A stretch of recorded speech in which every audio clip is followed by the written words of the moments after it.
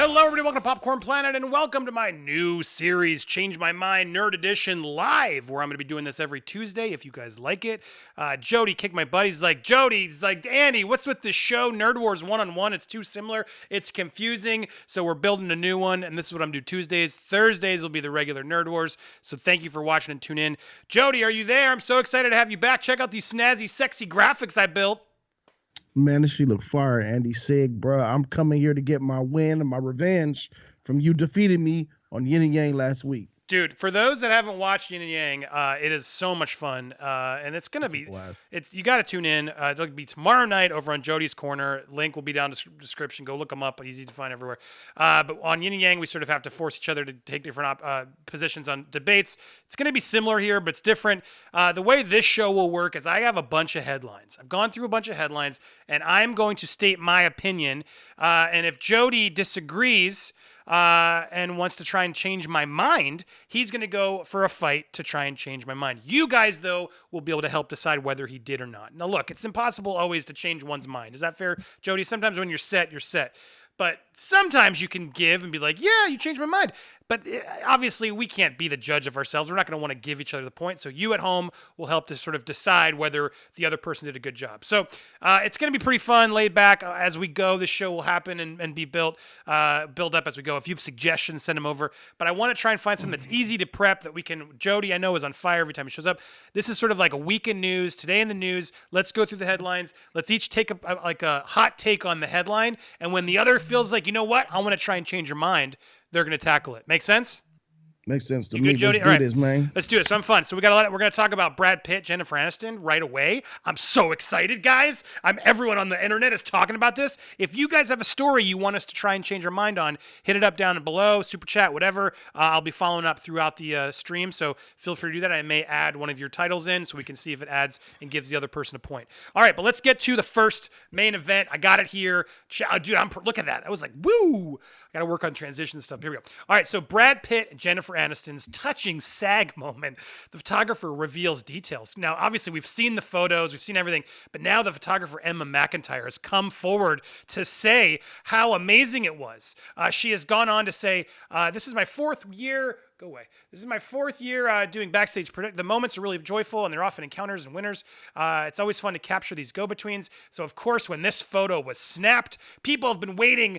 Jody, people have been waiting like decades for this. Decades to sort of see these two exes together. Oh, that's cute. The what? That's cute. Yeah, the photo, right? It looks cute. So it's like they were together, and so like everyone's just like, oh, I want to see them together again. So I'm off the stake of I think they are meant to be. They should be together, and I want to see if you can change my mind. They were both backstage during the process. Jennifer had signed some photos for SAG and was about to walk the press line. I was running back and forth between the backstage, and then I saw Brad coming down the hallway, and I knew there would be other photography-worthy moment. She was right. He called out Aniston. She turned around, and they embraced and congratulated each other, and it was a moment of two accomplished people at the top of their game, acknowledging each other, successes, and genuinely seeming happy to see each other. She said, this felt, what was she then? I'm trying to find the last. She said, standing the reaction. It was just, she says it sort of was two people admiring each other. There's often, anyway, but that was the sum up of what she said to capture the interaction. It was the joy. It was the highlight of the night for her, and that they caught them in this sort of really candid moment. So, here it is. The moment was really touching. You could sense the respect between two people who have known each other for 20 plus years and are both outstanding in their field. So, all right. So, Jody, that's the first one up for bat. And I want to thank. I just saw two super chats come in. Eric Meekins. Here's to no technical difficulties. Eric. Yeah, Eric. I love you, Eric. And then yes, dude. You're right. No technical difficulties. That was smooth, right? Don't jinx me though. Knocking on wood. Q reviews. That Yin and Yang was fire last week. Enjoy you both. Good luck, guys. Q, thank you for coming over here from the corner over here. Love you guys. Welcome to the channel. And this is gonna be fire. I hope. Let's see.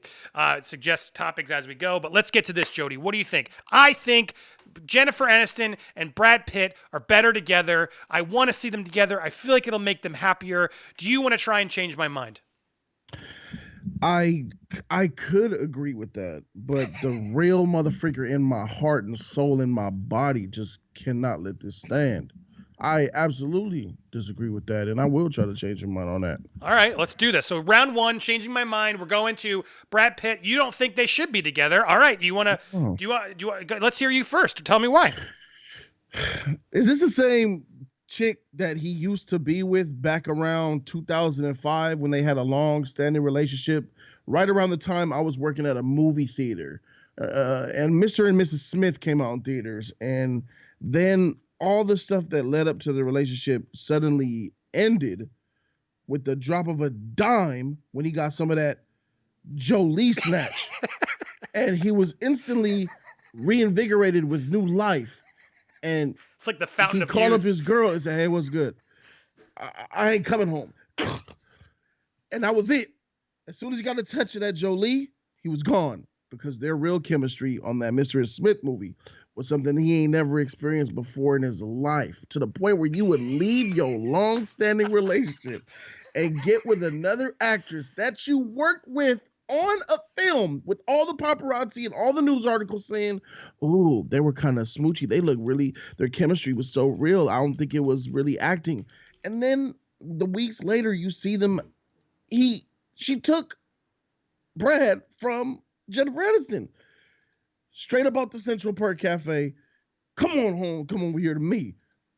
Absolutely not. And now at this point, because here we are later down the line where Angelina Jolie was and Brad Pitt had a divorce because, for many other reasons, but he was verbally abusing his children because he was an alcoholic. Oh, that's hearsay. Hearsay. That's not hearsay. It's real say. He even said, "I'm sorry." He admitted about going to Alcoholics Anonymous. He even said that he did Alcoholics Anonymous for over a year, and he says he respects and thanks the people that were in his Alcoholics Anonymous meetings for not outing him, because he was like, "Hi, I'm Brad Pitt. I'm an alcoholic." And all the people in that circle never snitched, never went to a tabloid, never went to a news article, and they kept his secret all that time. So here's a man who's an alcoholic who had issues with his kids. And now you want this man to go back to the past, because we know how alcoholism is. You want to move to the future. You don't want to deal with your demons and skeletons in the past. You don't want to regress. And that's exactly what Jennifer Aniston is, bro. Keep it. Angelina Jolie won. Brad Pitt's going to look like a loser if he goes back to the chick that he left for someone else. That's going to make him look whack. And keep it 100. That's going to make his player card get revoked, because he's Brad Pitt. He's supposed to be the guy that moves on to other women. He should be looking at the next hot chick in Hollywood rather than going back to the past, man. Jennifer Aniston took a huge L when Brad left. Her career took a nosedive. She was miserable. I remember her articles. She was complaining about how she's stressed out and depressed, and Angelina was all happy on her tabloids, and Jennifer was all sad and depressed. I remember a whole year of those articles. You don't want to relive that, Brad, man. Heck, you don't want him to do that. Well, come on. We already are living that. The articles, if you go to any supermarket, has them already back together. The rumors have been that they've been sneaking together, canoodling, and I bet you they've effed again. Come on. Those are two good-looking people. Did you say canoodling? What is canoodling? That's what they have press terms. Like, they've been canoodling, Jody. It's like, S and the D and stuff, but with arms. Right. But anyway, what I was going to fight you back on, because the audience seems to like a lot of your points there, but here's what I want to challenge you on. First of all, it is hearsay. The abuse of the kids is hearsay, not the alcoholism. But she came in hard because they were doing a custody battle. And when all custody battles come out, I don't believe anything in the news. Wives, husbands, they go to dark places to get custody of their kids. So I got to go on record and say, no, that's not fair. Let's not go to low blow. Now, he might have been an alcoholic. He's Brad Pitt. When you're that big and famous, you always got to drink a little bit, because how can you be better than Brad Pitt? There's got to be such an insecurity of can you imagine? It seems like it's such a good thing to do, but when you're Brad Pitt, like at some point you're like, well, I've got it all. I'm the hottest guy. I'm banging Angelina Jolie. It's only downhill from here, right? So of course I'm sure dude gets depressed. People don't realize that. But here's what I was going to say. Brad Pitt reportedly won a major victory in Angelina custody. He got visitation back. They wouldn't have given it back if he was abusing kids. And this is my point of bringing this up too, is the rumors of why Jennifer Aniston and Brad Pitt broke up. I can't believe we're doing this on a Nerd Wars, but it's a slow January. The reason why they broke up was because Brad Pitt wanted kids. And Jennifer Aniston's like, no. So what happened? He went off to Angelina Jolie and had a dozen kids. And you're gonna go get back with a chick that can't have kids still to this day. She's a well, he barren does. womb, You bruh. think he still wants kids now, Jody? I don't think he wants kids now. If this was Game of Thrones, Jennifer Aniston would have jumped off the wall. What do you mean jump? No, I genuinely think a woman in Game of Thrones that can't have children, she would have offed herself a long time ago. No, Jennifer Aniston can't. No, I don't think Jennifer Aniston couldn't have kids. I don't think she wanted to. I think she was probably career first. That womb is dry. That's why, bruh. Well, no, I don't. You can always adopt. There's ways to do it without with a dry womb. Come on. He already got African kids with Jolie. That's my point. He has the kids. He wanted the kids. Jennifer's like, I don't want kids. Jennifer said, I don't want kids. Brad's like, I want kids. Now Brad's got the kids. Jennifer got married to Justin Theroux. She's getting bored. And now he's had the Angelina Jolie snatch apparently, and apparently it wasn't good enough to keep. So now he's like, all right, well, now what? How do I go back? And now he's realizing how much they loved each other. Look at this genuine reaction, Jody. They love each other. Oh my God, it's so cute. I want them together, and I want them to believe that. I want Jen to be the stepmom, and I want all that to be the happy. I just want people to be happy. Well, if you want them to be happy, then you don't want them to be together. Because there's going to be tabloids, there's going to be news, there's going to be TMZ going through their trash and figuring out that she's freaking still trying to figure out why she can't get pregnant. And Brad's going to have his subscriptions to freaking bangbrothers.com receipts all in his trash. And they're going to be all over the TMZ. And then they're going to make them look like there's misery. At the end of the day, he was with Angelina. You don't. Dude, Jennifer Aniston's looking pretty good too. Let's come on. Let's not throw it. Jennifer Aniston is not an ugly woman. She's an attractive woman, but she's an attractive old woman. Angelina Jolie could still be. She could go to the NBA and snatch up some NBA players, and they will floss her. And Aniston, I think NBA players will probably creep up into the hotel room. They wouldn't want to be seen out in public with that one, man. All right. Well, look, I'm not going to fight to the death in this one because I do believe they should be together. But here we go. SJ Dots. Brad Pitt beat up a girl with a dog can and Once Upon a Time in Hollywood and unleashed his dog on her. Brad Pitt more vicious than Darkseid and Thanos. Is that a good thing, SSJ, or a bad thing? I'm confused. But I appreciate the support and the super chat. There you go. He's a strong guy. So look, in the comments, Jody didn't change my mind. You made some interesting points, but commenters, now's your chance to vote for Jody or Andy in the comments down below to see if he gets his first point as I prep the next round of this fight. And if you guys have other titles you guys would go through it, we'll see. So start the voting now. If Jody changed your mind, if Jody should have gotten a point for changing my mind, but I still think they should be together. Do you? How about this? They're changing your mind then. No. But do you think they're still effing? No. You don't think they went back for a booty call? I think that after this moment, I think he will. I think that's what I'm saying. Brad is gonna be like, let me see what's going on. He gonna take it for a spin, realize it's nothing grand, and he gonna be up out of there, man. You don't go back to that. You been there, done that. Move on, bro. Yeah, all right. I'm trying to gather these because of the delay. Here we go. All right, so here we go. Jody won. I got one vote for Jody. Nobody else is even voting. Come on, I see you all in there. Let's see. Here we go. Yeah, Jody made sense. Here we go. Jody wins. Jody. All right, Jody, fine. You get the first point of the game. Congratulations. All right, Jody, would you like to earn a second point? Heck yeah. What we got? Right, here we go. Next topic. Now, would you like to change my mind on this one? Sorry, I went to the wrong one. I think Harvey Weinstein is guilty as F. Oh, shit. Oh, freak, you took the gloves off on this one. Oh, my God. You don't have to fight it. I'm throwing a couple toughies in there, but Harvey Weinstein is guilty as F. Do we agree on that? Should I move on to the next topic? Okay. Bro, I could hit this one, man. What? I did this as a joke round, but do whatever you want. I have more, but if you want to go for it, you're welcome to. While you think about it, Brandon Bobo, thank you for that. That was very nice of you, Bobo. I see you over there in Jody's corner too. I appreciate you coming and supporting. And Jay Watt, why is this movie related? Why should people care? Oh my God, because I care, and I'm just having fun, and it's a slow January. But let's keep it 100. Jennifer Aniston, Brad Pitt gets the clicks. Come on, yeah, and it's friends. There are stars, and it was 10 minutes. God, bear with me. Just give me a minute, Jay Watt. But anyway, thank you for the $2. We're moving on to something interesting. So, Jody, are you going to go and try and change my mind that Harvey Weinstein is not guilty as F? Guilty For what though? What is he guilty of? What is it? We gotta talk. Guilty for what? For being an abusive abuse, not only abuse of power, but a monster tyrant. Did terrible things sexually, professionally, and should be facing serious repercussions. I'll play that. So you agree? Okay. We'll keep on that one. So how about this? Let's go to another one. Here we go. So I got that was a joke round. I didn't think you were gonna do it. Frozen 2 sucked. Did you watch Frozen 2? I did watch Frozen 2. Frozen 2 is such... I don't understand why it's now the highest animated film. Frozen 2 is just stupid, unnecessary, went nowhere with the franchise. I don't understand. The music wasn't as good. The characters are boring. They were never worthy of a sequel in the first place. Jody, do you have a popular opinion against that? Do you think you can change my mind? Do I think that I could change your mind when you think Frozen 2 sucked? Killing me. I'm challenging you, the best You're stuff. killing me, Larry. Bro, did you like trash. Frozen 2? No. I fucking hated Frozen. Frozen 2 was weak. It was really weak. We were allowed to agree. So we don't always have to fight. I gotta agree with you on that one. Frozen 2. Why is it making so much money? Is my question. Yeah, it was. But do you feel like it really took the characters into a new, interesting place? No, they regressed. Why? Arendelle, the wall, a river gonna wipe Arendelle out. Your ancestor. Who cares about that?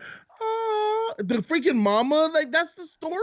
That shit was trash. It didn't even elevate them at all. Frozen 2 actually could have been Frozen 1, and Frozen 1 could have been the sequel and would have been better.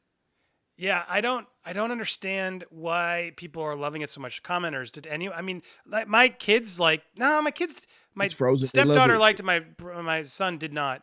My girlfriend liked it because she just likes even all the Frozen. Music, the songs. But Into the Unknown, I've heard it. Into the Unknown, that doesn't hold. It doesn't make sense. None of the songs make sense. Do you want to build Snowman? Let it go, for the first time in forever. Those are hits. Not a single hit from of that Frozen 2, in my opinion. Okay, so we're beating a dead horse. Nobody agrees. For the first time in forever. I will say every time I listen to these songs from Frozen, I can't think of the songs that we wrote in Honest Trailers. Totally Gonna Pork instead of the. Oh, yeah, I remember that. There's a bunch of them. I'm very proud of that trailer. It was a lot of fun, and that musical part I was involved in. And I always say every time I hear those Frozen songs, I always have to go to the Totally Whiteside said he liked it. Someone did. Look, people did. People did like it, but I'm calling you out if you liked it because it was lazy. It was lazy. It was unneeded. It was really, really poor. And I was hoping you secretly liked Frozen because that would have been a fun fight. But oh well, we'll move on to the next. I do like Frozen. I just don't like. Frozen 2. Frozen 2. I don't like Frozen 1 either. I'll do an unpopular opinion there. Frozen 1 also overrated. Fire, bro, man. What you go ahead when she made that snow castle and she let it go in that ice? Come on, bro. You didn't feel nothing? Why? How does she have her powers? All right, I'll change your mind because I realized I prepped this late. So if you're saying you love Frozen, can I change your mind? Is that what we're gonna do? Yeah, let's do that. All right, let's do that. I'll switch that one. Boom, we're switching it. That's what it. And if you have any other topics, you can suggest so that way I can try and change your mind. Yeah, that would make this show more fun. I'm realizing. Hey, it's a pilot. We're trying this live. Frozen. So you think Frozen is great? I sort of want to understand how it's one of the best Disney movies. How far are you gonna go with great? I'm not going that far. Stop trying to trap me. I said Frozen is a good movie. It's a great movie, and I could defend it. And that shit is awesome because of the songs and all that. So the songs aren't that good though. Is the reality? Let It Go.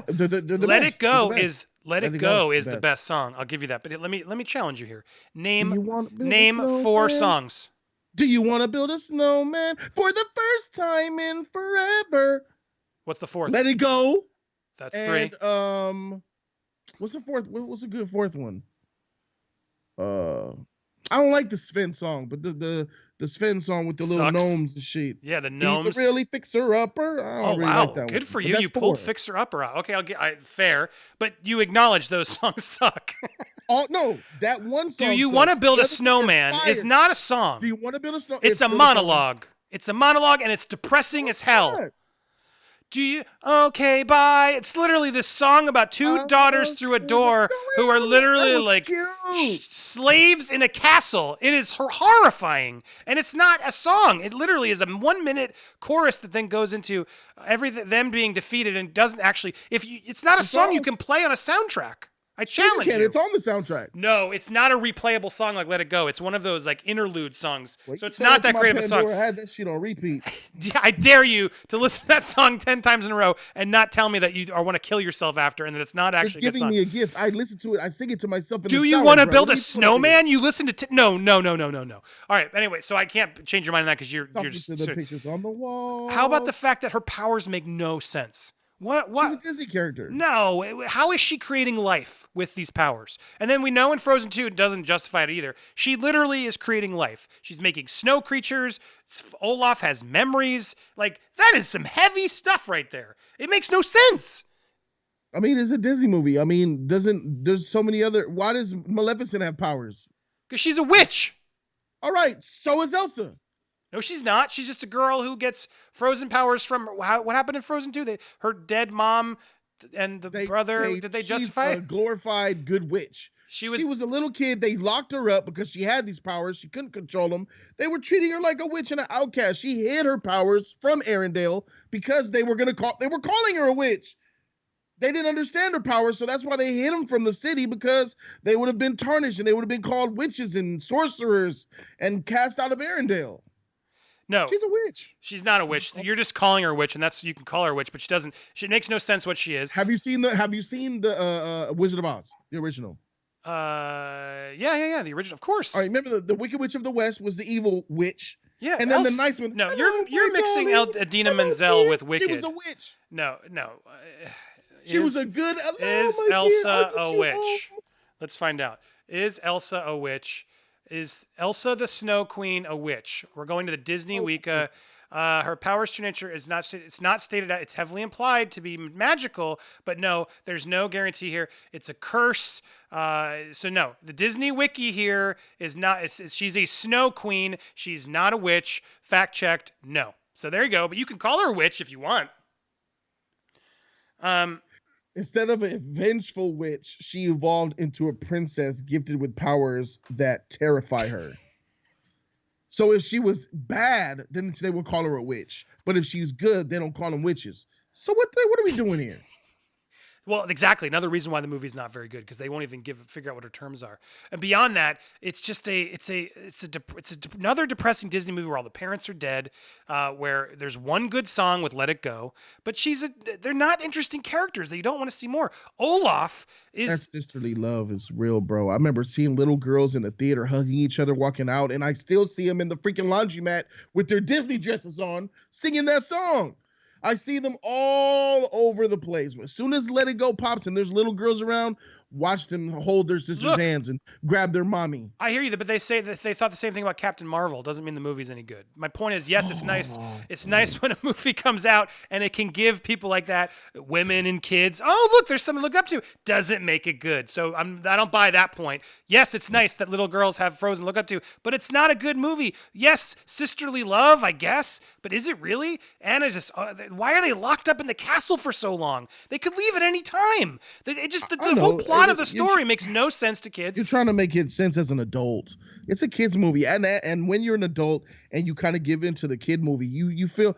I don't know about you, Andy, but I felt some type of way when them songs was playing. I felt the power behind them, and that is the only anchor that I have with Frozen. Yeah, Frozen's not a great Disney story. It's not even top 10, top 15, but those songs is what really takes it over the top for me. If you take the songs, we are cutting ice. Oh, we are cutting ice. There's that song, which is really stupid. The Fixer Upper song, which no one remembers how it goes, and it's the Troll Rocks. Who the hell the Troll Rocks? So you want to build a snowman? Okay, you don't want to play with me. Okay, I'm sad. Wait, hey, you want to come play a snowman? All right, our parents are dead. Hey, can you please build a snowman with me, please? Because I'm so sad. Can you please build a snowman with me? Okay, I guess you won't. That is the most depressing song in the whole world, and it's not catchy at all. It was sad and cute. They got big eyes, and they're bubbly, and they're cute. They're cute little kids, man. They are cute kids, but my God, is that a depressing song? And then there's the for the first time in forever, for the first time in forever, I will be noticed by someone. Oh my God, I know Jody. It might sound crazy, but I'm somewhere in that zone. Because for the first time in forever, I won't be alone. All right, fine. That one's okay. Yeah. You sung that one well. All right, fine. You changed my mind on that song. But then and then Let It Go. You already know. That's and Let It Go is I can't deny Let It Go is one of the showstopper songs. All right, look, I'll give this a medium. I'll give this a medium pass. Someone in the comments actually just challenged us to a better debate because I had to sort of wing. Hey, there it Sunday's is. topic. Hey, you want to donate to help guide the topics? Yeah, do that too. But here, this is actually, if this was a valid thing, someone pointed out that I think, you know what? Let's actually do this because I know we disagree on this one. Wait, I'm trying to find a better image before I go. But there's a film you and I do not agree on, and I want to try and let's try and do it. You sure? Oh yeah. I hope it ain't Bunda's topic. So they say. Here we go. Hold on. Is this it? Uncut Gems. You loved this film, didn't you? That film was fire, bro. I hate this film. Oh, okay. So I want to say this is now here's the problem. I don't want to say it's a terrible film because it's not a terrible film. It's technically really well made and Sandler gives a good performance. My point is I hated this movie. I never want to watch this movie again. Do you want to watch the movie again? I probably would. Okay, so that's my argument. This is the most unrewatchability movie ever. Do you want to make that fight? Yeah, I know why you're going that way. I already know where you're going. This movie, so we're going to go into spoilers for Uncut Gems if you haven't watched. So mute it, and then when the image comes away, you can come back. I won't go too heavy in the spoilers, but it's hard to not talk a little bit about this movie because you got to sort of break into it. This movie, so all right, so I'm going to try and change your mind, I guess. I've lost point of how this show works. It's just an excuse for Jody and I to argue, guys. Just bear with us. We're just having fun with you guys, and you can have us talk about whatever you want. But no, for real, I like arguing with Jody, so this is the point. Here's the problem. That was Elko's position. There you go. Sorry, I saw that. And then I saw Bunda with Doolittle. We're going to get to Doolittle, too. I don't know. Did you see Doolittle? I haven't seen Doolittle. Okay, so that'll be hard to debate, but we can go there. Also, and yeah, I made sure I didn't ignore any. Thank you, Bunda. And send any, as we wrap up or keep going, send them over because I got a few others, but I can take your suggestions. All right, but Uncut Gems. Sandler, great performance. Safdie brothers, I understand. Like, there's technically some great things about this film, but there's nothing redeeming about this movie. This movie is like 2 hours of the most tense is the word, tense, chaotic pointlessness that takes you on a roller coaster ride that just literally has its tracks off that just sends you to your death. There's literally there's no point to it. So I'm a fan of films that shake you and make you think and do it, but there's nothing redeeming of this movie. What was the point of this movie? He's not a likable character. He's kind of a miserable character. And the few moments where he's like attempting to do right are when he's sort of screwing over people again. And then at the very end of the movie, I'm not going to go full spoilers, but the end of the movie really puts us to a place where oh, okay, well, now there's nowhere we can go. What was the point? There was no lesson learned. There was no point to it. It was just a director's literally chaotic music playing while everyone's tensely running around the shop and layers upon layers of this just made me I was on the edge of my seat just wanting to oh my god, I want to leave this freaking movie. If you it's had so a freaking gun, annoying. you probably would use it on yourself. Yeah. Exactly. So why is this movie getting so much acclaim? Why are they saying this is such a brilliant movie? Because it made me feel like I want to shoot myself with a gun? Why is that a good movie, Jody? I mean, what's the purpose of good films? In my opinion, look, this is how I judge films.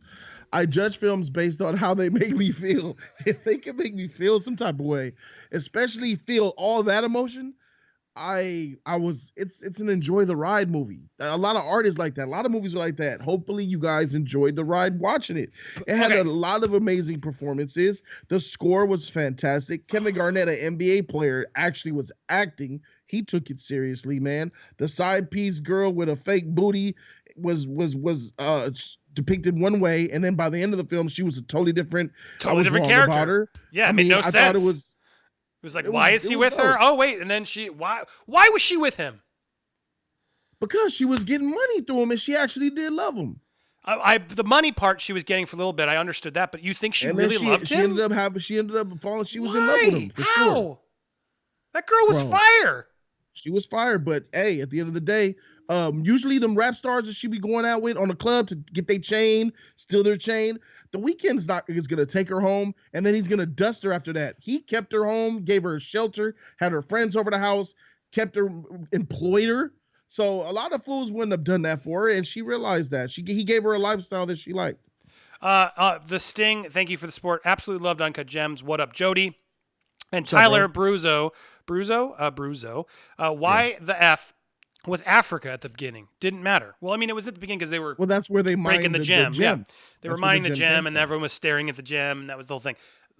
Look, also you said two things. Kevin Durant, yeah, I guess, is it Kevin Durant? I'm not a Kevin Garnett. Kevin Garnett. Yeah. He took it seriously. I'll give him that. He wasn't great, but he didn't like embarrass himself. But you said the thing you said was like, it's enjoy the ride. Did you really enjoy the ride? Yeah, I did. I was, bro. I felt everything you felt. I was on the edge of my seat. So I felt like my heart was gonna pop. But that's exhilarating. That was dope. I did enjoy it. I did. But see, I'm with you. I like feeling that I get, I feel like, I understand the emotion argument. People have told me, well, Andy, but the fact that you were so unnerved by the movie, doesn't that make it a good movie? So exactly I understand that debate, and everyone's calling me crazy for not liking the movie. I said at the beginning, technically, it's a good film. My point is, what's the point of the film? Just to make you feel shitty at the end of it? Like, what? I don't look, there are other movies like Mother with Darren Aronofsky, hated that movie too. There was just like, but at the same time, that one was sort of poetic in a way. Did you see that one by chance with Jennifer Lawrence? Did. There was just there's layers to it of like, okay, well, it's allegory about Jesus, religion, and filmmaking, and all. There's a lot of stuff that you can like. All right, well, at least I can go back and like try and adapt, like figure out what is. Like, it's like a painting. You stare at it long enough, you're like, what is the point? I didn't find anything like that in Uncut Gems. It was just literally like it was. I'm gonna go to my close up as I did in my review. It was a thrill ride. That was the whole one weekend, bro. It was one weekend in the life of some. You know what the best thing about Uncut Gems, what it did for me? I was having a relatively bad week during that time I saw that film, and I forgot about how sad my life was because it wasn't actually sad in comparison to his. Leaving that film, I appreciated my life so much more, bruh. Didn't you? Well, sure. I'll give you that. Yeah, I appreciated what I had.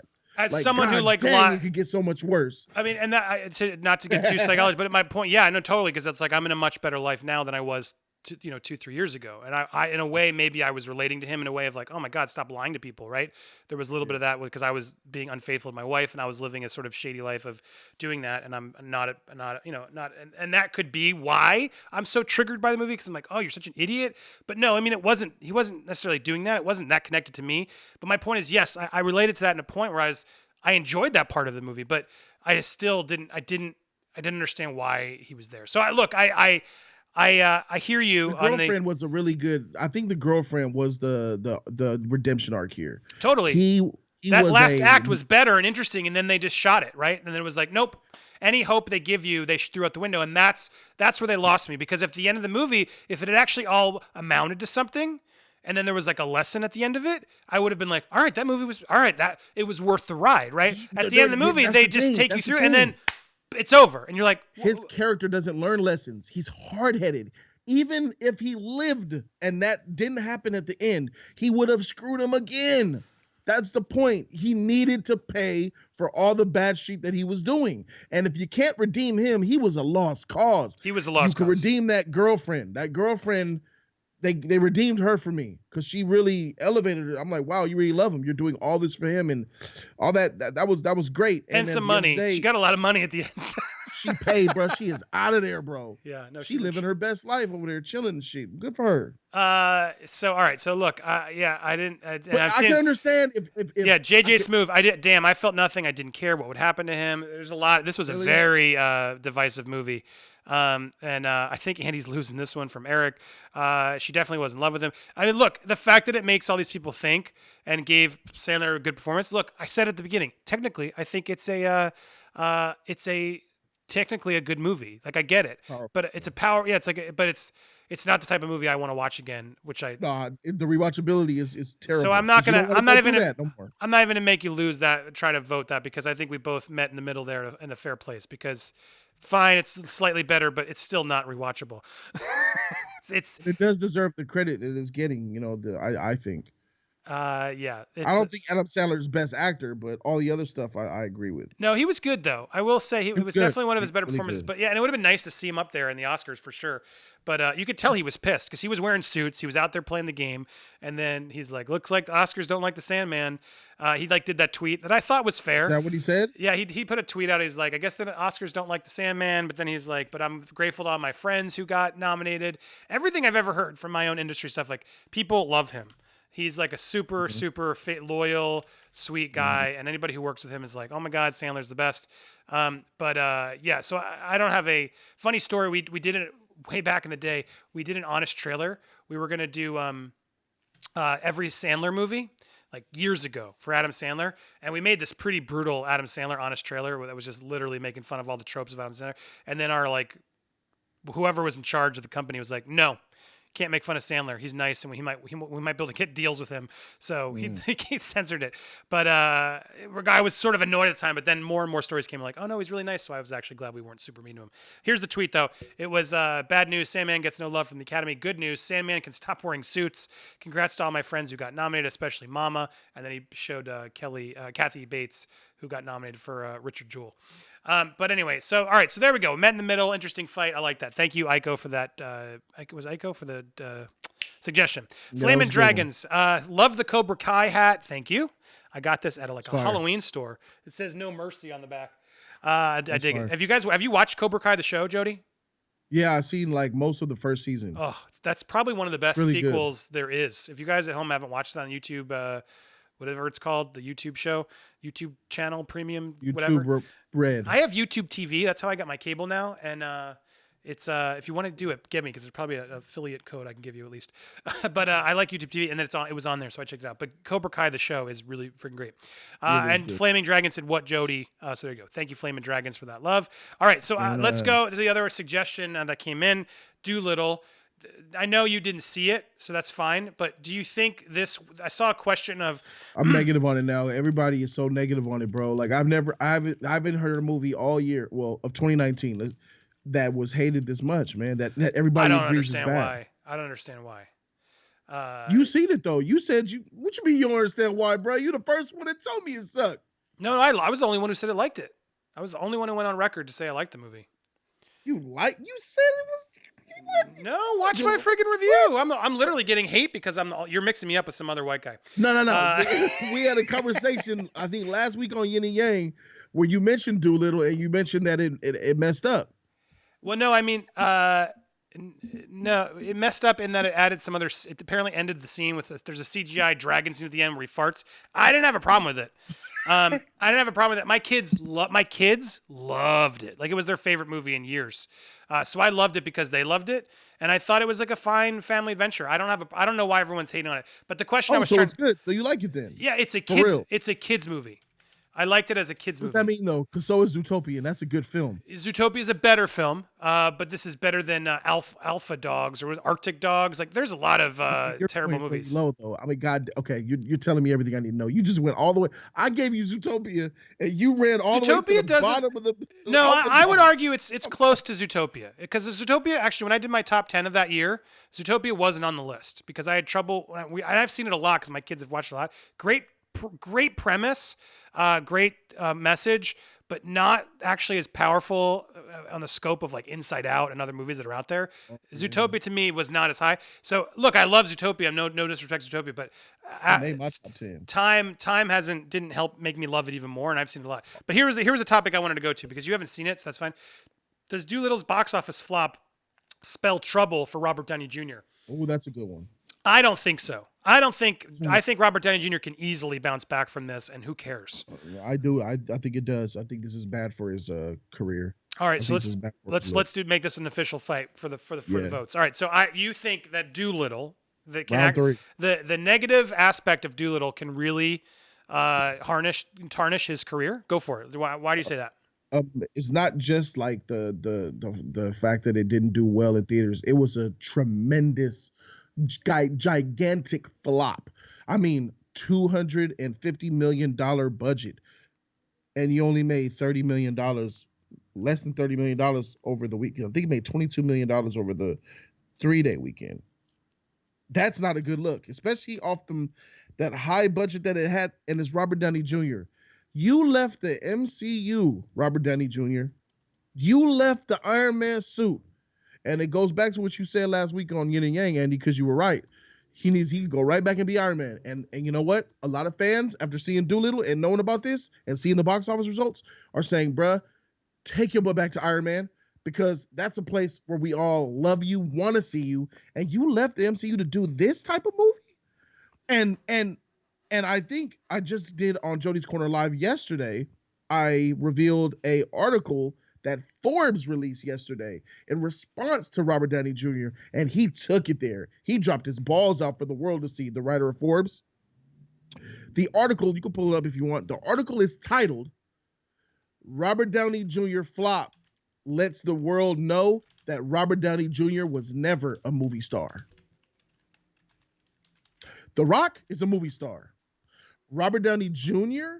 was protected by the helm of Sherlock Holmes and Iron Man, both of which he was doing at the same time, feeding off that hype of one another. He kind of right, because Robert Downey Jr. is getting exposed because of this Doolittle. And that Forbes article got a lot of traction. And that is dumbing down his status. And if you ask me, having a flop with hundreds of millions of dollars lost, studios are going to look at that, bro. And Doolittle was not a Disney film. I believe that was Universal. Yeah, it was a Universal movie. That wasn't a Disney picture. I think that other studios are dumb if they don't look at those box office results and don't scratch their head and wonder if they could take another chance on Robert Downey Jr. Yeah, so I found this article. You're right, and I've seen versions of this, but yeah, from Scott Mendelson, who on here. But Doolittle bomb because Robert Downey Jr. is not a movie star, like most modern movie stars. Isn't a draw outside of his marquee franchise. Audience want to see him as Iron Man and occasionally Sherlock Holmes, but not as Dr. Doolittle. I mean, he's not wrong. Downey hasn't made a lot of hits beyond the Avengers because he's been so deep doing Avengers movies. But I would argue the problem with Doolittle wasn't that it's going to make $100 million. It's going to make money worldwide.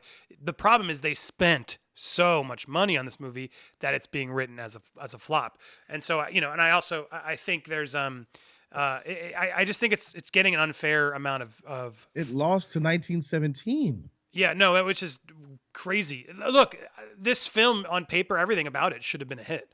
It's like, and I actually don't think the film is as bad as people are saying it is. Yes, there's some fart jokes in it. It is what it is. But there's some strong messages for kids. It's like, not only about, being nice to animals, but like about being afraid. And the opening is really intense. Like the opening of the film is his wife is dead. She goes off on an adventure and he's like depressed in his mansion, not afraid to go out. And the whole movie is about like getting back up and like, not, letting a loss like, end you. So they like there's up. Yes, well, it's different, but yes. But my point, a lot of Disney movies are borrowing those ideas. But my point is, like, it's got real themes in it that I think were unfairly knocked. And this is clickbait, as it's true. It's like, he's still a movie star. Are you crazy? His Joe Rogan clocked in what, 5-6 million views in his first week? The point is, like, Robert Downey Jr. still has that star quotient. Like, people are going to want to talk about him. They're going to write headlines about him. He's a big deal. Now, he can't afford more of these. I'll give you that. But, no, he's not far gone. If he does Sherlock Holmes 3, I even think that won't do as well as he thinks it is. The Sherlock Holmes franchise hasn't been that good. It's been okay for him. He needs to find. He needs to find a franchise of his career. Yeah, but it's still not like massively popular. You know what I'm saying? It's not a huge.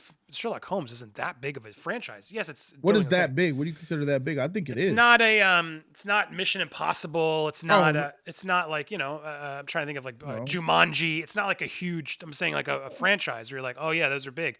The Rock's got Jumanji right now, which is massive. Even the second one's killing it.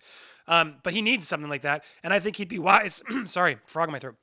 I think he'd be wise doing a supporting turn in another project and not just. It's risky for him to do a leading role next on a big money maker because then it really is all on him. If he teams up with somebody and does something smart, he could save himself easily. And you're crazy. People are going to still want to watch Robert Downey Jr.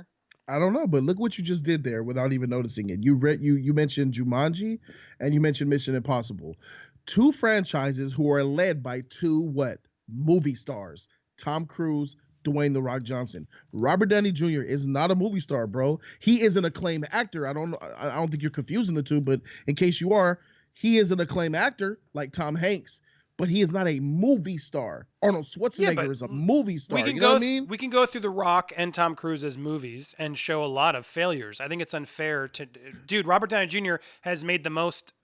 You add up all the box office, he outnumbers them both. Now, granted, it's a franchise that's unfair. Yeah, he does. The Avengers movies, Fast dude. And the Furious. The Avengers movies. I'm talking about over Tom Cruise. Iron Man. That's not his. You know what I'm saying? Hobbs and Shaw made almost $1 billion, didn't it? No, it didn't. It was lower. It was lower than most of the Fast and Furious movies. But my point is, yes, it made a few hundred. It made a lot of hundreds of millions. I don't have all the facts here, so we're arguing back and forth over non-issue. My point, though, is like, yes, Robert Downey Jr. needs to establish himself in more hits. He hasn't done a lot since Iron Man. I'm going through his filmography now as we speak, and it's true. There's not a lot here, but he hasn't done a lot. He hasn't done a lot. He now has. Now that he's done, role. since he did Iron Man, he hasn't done a lot except for Sherlock Holmes, we snuck in between, and then he did some. That was it. He made some cameos, and he made Thunder. The Judge. No, that was before. That was before it all. The Soloist with Jamie Foxx that didn't hit. That's him and Jamie Foxx. Again, 2009. I'm talking before, like in the last 10 years, he's made Sherlock Holmes and Avengers movies. So that's a long time. And he made The Judge. That was like the one which did actually, I think from a box office standpoint, it wasn't like a bomb, but he didn't spend a lot of money on it. So you're right. He needs to do more films like that can lift open and do well. Like even you could argue. Well, you really think Robert Downey Jr. This is what a movie star is, though, Andy. You put their name on the banner, people go show up. He's not that. Well, I think the reason people didn't show up for this one is because the critics killed it. The critics totally. It's a kids movie. It's Doolittle. Like you would have thought you would at least got 50 million opening weekend off something like that. Well, that's my point of I think this was a hit job. They had it out for this movie. I don't know why, but they had it out for this movie. So my point is someone had it out for him, the movie, whatever, but they tanked it before it was ever out. Universal didn't want to put a lot of money behind it. Obviously, when they realized it wasn't tracking well, and then they dumped it. The embargoes were all as late as they could. You're right. Due date with him and Zach Galifianakis. Yeah, that wasn't very good either. That was that wasn't good, bro. But my point is, I don't disagree that he needs to find some more to do that's gonna lift him up. And he doesn't have anything else majorly big in this. If you're a studio, you gonna throw $300 million. Do you think he's in Black Widow? No. Would that be stupid if he is? No, that'd be awesome if he is. It'll be awesome if him and Cap are in Black Widow. Yeah, and he gets more box office coin to his running tally. It would be smart of him. Awesome. Well, look, I will. Let me try to play devil's advocate. Robert Downey Jr. is a fantastic actor, but I can understand Sherlock Holmes. I'll give you Iron Man. I'll give you, but beyond that. I mean, I'm even thinking about to his past. You go Chaplin, 1990, and then like him with Tommy Lee Jones in Kiss Bang Bang. Most Wanted. None of those movies are money makers. You're right. No, it's true. Yeah, he's not a movie star. He's not a movie star. Yeah, no, he hasn't. Not until Iron Man came out that did sort of crap, he can do it. So it's true, and he's got to find himself. But my argument is the term movie star. I guess if we're calling it opening movies, you're right. But would you put him up as a top celebrity that has the it factor, like the social media factor? He's like George Clooney and Brad Pitt, and put him in there with them. Yeah, definitely. Even Leo to a point isn't making money at the box office. Leo is a movie star, but he's not making. Leo's name on anything. His movies aren't making money. Well, yes, they are. They making coin, my dude. What are you talking about? Leo going back. Because I guess Once Upon a Time America is making money, but it's not like a smash. Is my point. It's a smash. His budget to box office ratio. Great Gatsby, no. J. Edgar, no. Yeah. Revolutionary Road, no.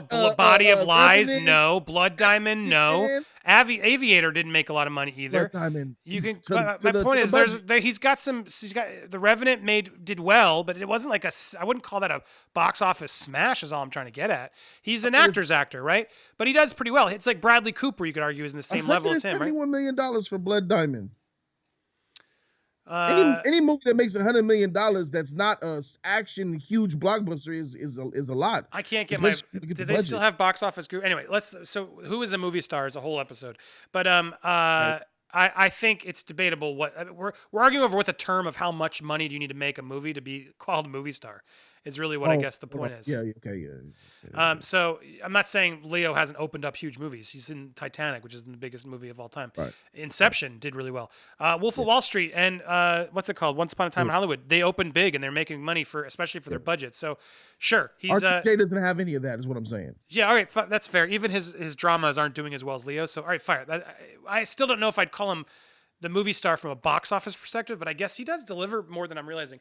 Look, I think bottom line though, back to Downey Jr., he's not dead in the water, but you're right in that he's not a movie star from a bankable standpoint. I'll cave on that point, and I'll even give you the point because I think that's fair. Yeah. He's not getting the when we go back and really look at it, he's not getting enough of the big roles, and he doesn't know how to produce them without Marvel's help, and that's gonna hurt him later. That doesn't mean he can't be a very successful actor for the rest of his days. But does he need to be though? That's the thing. He makes so much money from Marvel, dog. He made hundreds of millions of dollars just playing Iron Man. Why would you? I understand it gets stale but your popularity, your fame, everything that you are in life is because of Iron Man. Like, why would you walk away from that? Like, you don't even have to be, we appreciate you as Marvel fans so much, RDJ, that you don't even have to put the suit on. You could legitimately say, I don't ever want to wear the suit again. And just seeing you next to other Avengers, just seeing you on screen in Marvel movies is enough for us. And that was enough for you because it was a point where RDJ hated the fact that he had to put the suit on. That's why he walked away the first time, and they kept throwing money at him in the MCU to come back because he didn't like that he was covered by a mask. He wanted to act, and that's why you saw him in Iron Man 3 with barely any suit on, running around as an Iron Man. And you saw him in Civil War, he didn't have a suit, and he was fighting Winter Soldier in the thing with no... you could do it, man. Robert, stop playing around and come back. There's a lot of actors in Hollywood that wish they were in his position, man. He's kind of wasting it, in my opinion. No, I think Marvel and Robert Downey Jr. need some time apart. I think absolutely we need at least 10 years before we go back. I'll be old man. But my point is, it's going to be that much more valuable when we go back and see him, because when he does come back, because he's gonna come back, he's not a friggin' moron.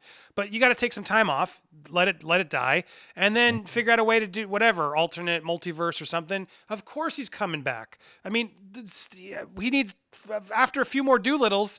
You can bet your ass he's coming back. But I can understand why he's like, look, I want to take a break. I want to make some other movies. Iron Man's played its course. I think it has too. Like, I think Marvel's MCU is like, I don't know. I'm like, I wish, I wish it would just pause a little bit and like reevaluate and then come back. Cause it's like, it's feeling the same stuff. And I could see why, like Iron Man 2, not very good. Age of Ultron, not very good. So it's even Iron Man's appearances aren't always good. How many times can he show up and be quippy? So I disagree with you on that of like, it's ballsy of him to walk away from the money and cause he can always come back to it. But the point is, that's why. Look what he did. He did. That's why it looks whack. That's why he's still a movie star, because he will always be able to open an Avengers movie as Tony Stark and bring in the money. He's gonna. So like that's the only point I would cave to you of like safety net. He's got it. No matter you can't tell me 10, 20 years from now, even if he's old, if he comes back to the mantle and says, "I'm back as Iron Man, let's do this," dude, drop the money all over the place. So, but you're right in that he's not a movie star, in that he needs to be able to prove he can open other movies, and he has good taste in knowing how to make movies. Because Leo, as everyone's hit me in the comments, clearly is making good choices because he's doing low budgets and making the money. So fair. He's a movie star. Robert Downey Jr. not. You get that point. I'll give it to you. I don't even need the votes. But go ahead and vote. Did you disagree with me? Do you agree with Jody?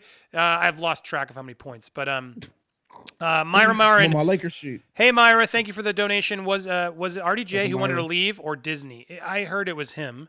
But I also heard it was sort of a middle ground of like Russos were leaving. They wanted to sort of wrap up Avengers. Sort of everything made sense for sort RDJ was trying to leave after Iron Man 3. Yeah, I've heard that too. And then but I don't know if that was just a money making thing. They were just smartly got. It was his status. He didn't like. He wanted to be RDJ and act. He didn't want to be stuck behind a CG. In that mask. Jarvis, tell me where I'm at. That's not acting. He said he didn't like it. Yeah, but I think he did a really good.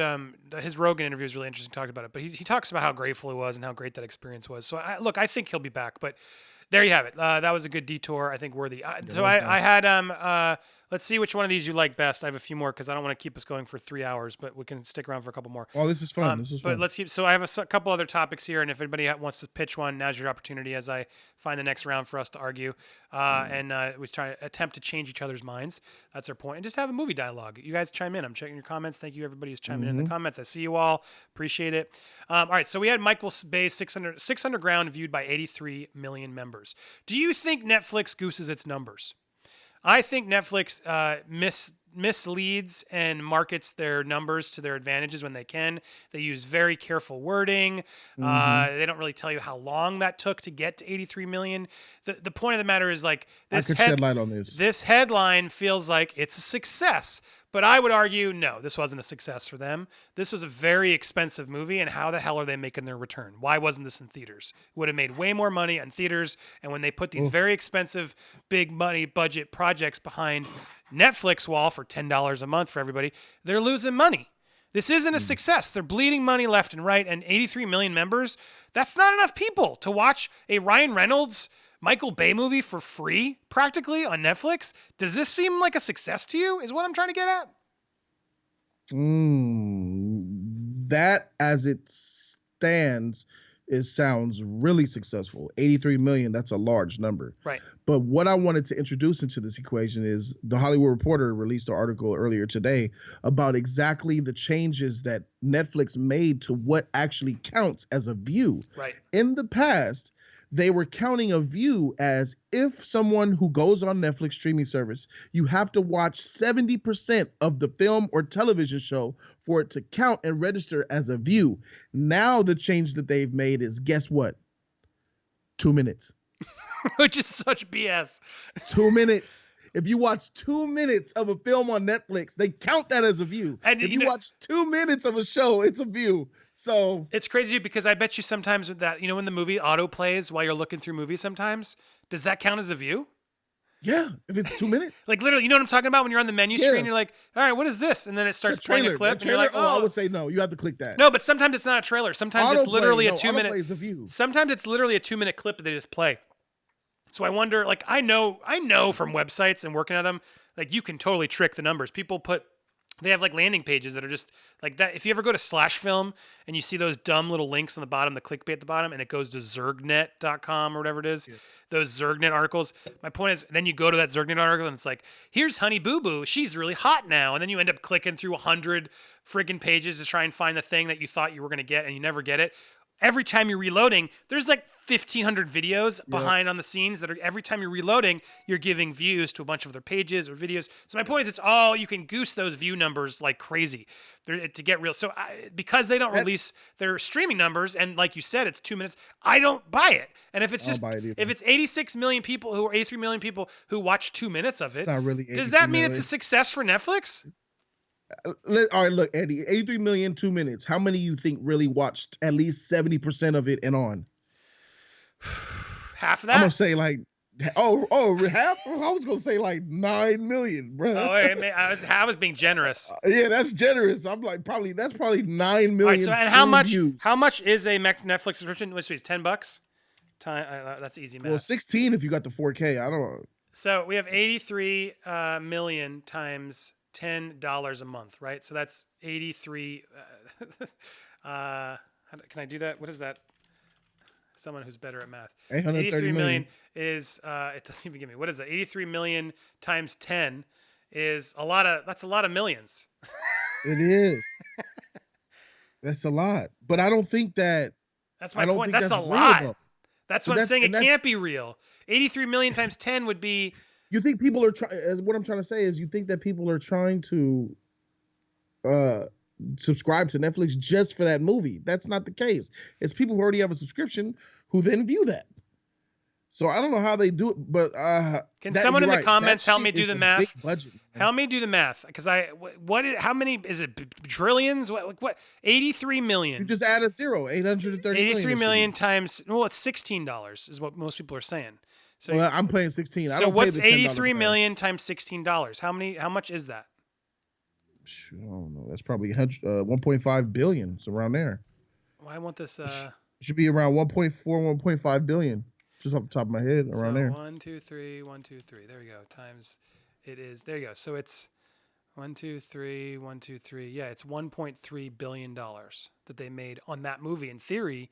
Because you got to understand that doesn't mean they're getting that every movie. That's just showing how many people are like in the database that you can quantify, right?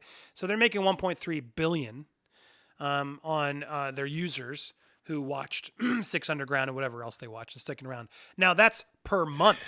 That's per month, right? So, but that's not just for times that by 12, and then we're at 1, 2, 3, right? I can't. Yeah, 1, 2, 3, and then that's $159 billion a year. 159, right? Am I doing that? No, I'm wrong. That's only if you believe that people are like, I don't have Netflix. Oh, there's a Michael Bay movie on Netflix. Let me purchase Netflix. Like that was what I would. If that is what got them in, if that release, like I think they have dates, like say it came out June 5th, 2020, and then they look at subscriptions that came on June 5th, 2020, and then of those subscriptions that came on June 5th or June 6th, who went directly to that film, then you could probably count that and tie that to those subscriptions. But just having them, I mean, so whatever, give or take, it's hard to tell because you're right. Some are getting trials, but you gotta. I bet you a lot of the people who are watching Six Underground are people who have had Netflix for a month or two at least, and that's a lot of money per month. So then you quickly realize why Disney, HBO, everybody's getting into this business model because they're like, well, crap, that's how much Netflix is making. Why aren't we doing this? So it is, but then it's like people say Netflix is spending a lot of money on their movie. They're spending $1 billion easy, but it's like, are they? They about to hit the floor, bro. Yeah. So I'm still trying. Like, is this a success? We're back to it, right? That's the argument I'm having here. What's the budget for it? You got to factor that in. Is there a budget number for that? I mean, that was I don't know. It cost 150 million. 150 million. Can you believe that? That's insane. Nah, man, that shit ain't making no money, man. Nah. Do you think it would have made money in theaters? Bro. What do they do? If Michael Bay released Six Underground, by the mob, if Michael Bay had released this film in theaters, how much money do you think they would have made in the box office? Honestly, if they released that same film in theaters with some production and some promotion, I think it would have made like 60, 70 million. I would be around the 90 to $100 million range if they released it as a fun action film without a lot of competition. You're right. Maybe it gets to 100. Okay, fine. Yeah. If the release happens without much competition, maybe we make it to 100 million. And if they spend 150, why would they do that? That movie was not worth it. Well, it's their business model. They're doing the Tesla. And I talked about this on my channel before. Tesla, I still don't think they're making much profit yet because they're banking on the future and they're banking on the infrastructure. They're losing money making Teslas with the hope that more people will adopt buying Teslas. And that's what Netflix is doing. They're building the platform and they're making such a huge, gigantic library that over time, those monthly subscriptions it'll start going from negative into the black. I don't think that last time I checked on Netflix's numbers business-wise, they were some $200 million in debt. And this was about 2 years ago. How big or how small that shrunk, I don't know. But I know that they were losing a couple years ago. Yeah, it's freaking wild. So anyway, this is an ongoing conversation. 83 million members, that's fluffy. Yeah, so I don't think it's a success. I feel like you could have probably made a cheaper movie. You could have easily made a cheaper movie that probably with starring Ryan Reynolds that had a car chase or two. And didn't need to have Michael Bay's expensive budget. And people probably still, the same amount of people who watched it would have watched that same version is all I'm saying. So to me, it's like, that's still not enough. I would need like 1 billion people watched, like whatever it is. Because to me, why would you spend 150 million on that crazy movie? Look at this. Triple Frontier. Have you seen that on Netflix? Yeah, I saw that. Look at that cast. Yeah, big cast. That amazing film. That was a good film to me. $115 million budget. Really? With that cast and that production value, $115 million. How is that shit $150 million? Wait, what was the budget of this one? The budget for Triple Frontier. Estimated, your approximate budget, yeah. $115 million. They are overspending on this money because the town. You know why it costs more money? That cast. Well, you know why? Because Netflix doesn't give residuals. So they pay up front up the nose because the difference is other studios have to pay more money over time when it's on cable or it goes somewhere else. And so what's weird about Netflix is they pay up front a very handsome fee to all the talent because they're like, no, we don't want to pay the SAG fees, all the other crap.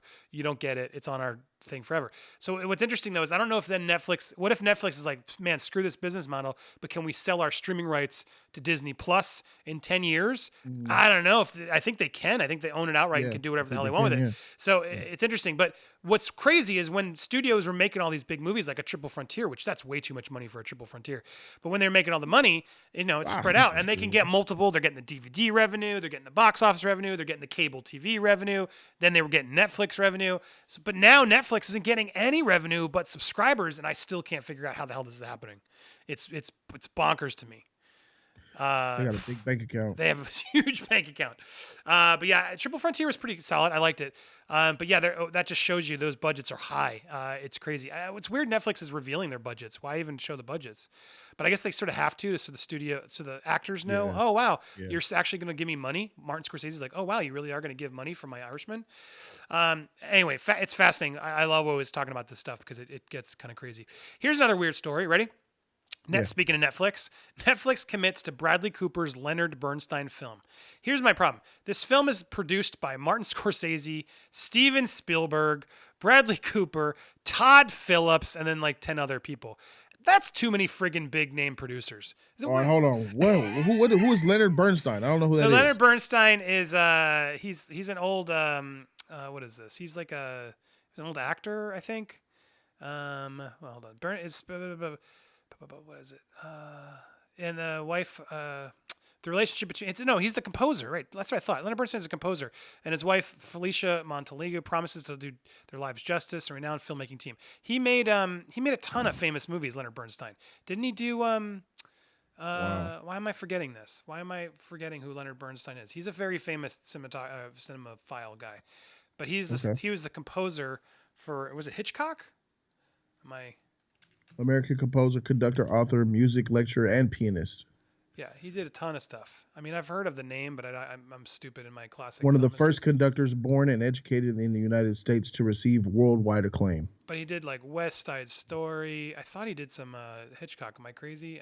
Let's go down because I'm in the 2000s, but he wasn't around then. But anyway, he's done a lot of stuff. Anyway, regardless of the storyline, people want Bradley Cooper. They're like, yes, please, Bradley Cooper, because Bradley Cooper also about to be a movie star, right? Because Bradley Cooper made serious bank with A Star Is Born, American Sniper. Who would have thought? I remember Limitless. That pulled in money. Who would have thought? Hangover movies. It was a good movie. Bradley Cooper has become a movie star, whether we realize it or not, because he's bringing people in left and right. Guardians of the Galaxy gets to put under his thing too. He's been sneaking around, and now Star Is Born made a ton of money for him as a director. So Netflix is like, yes, please, we want your new movie. And then Bradley Cooper's like, okay, I'll make even more money. And the reason people are going to Netflix also is interesting because people are watching the movies. Everyone has Netflix, so they just watch the movie on Netflix. So it's like, why wouldn't you want a ton of movie and have a billion people have access to your movie whenever they want, right? It seems like a no-brainer. But I just like, oh my God, Netflix. Why? Martin Scorsese, Steven Spielberg, Todd Phillips. People, that's too many producers. Those are big names. It's wild to me. I mean, there's not much to argue about that, but I just wanted to say. This screams to me is not about. I think. Like Irishman, this is just a theory of mine. I think that Netflix is willing to lose money for acclaim.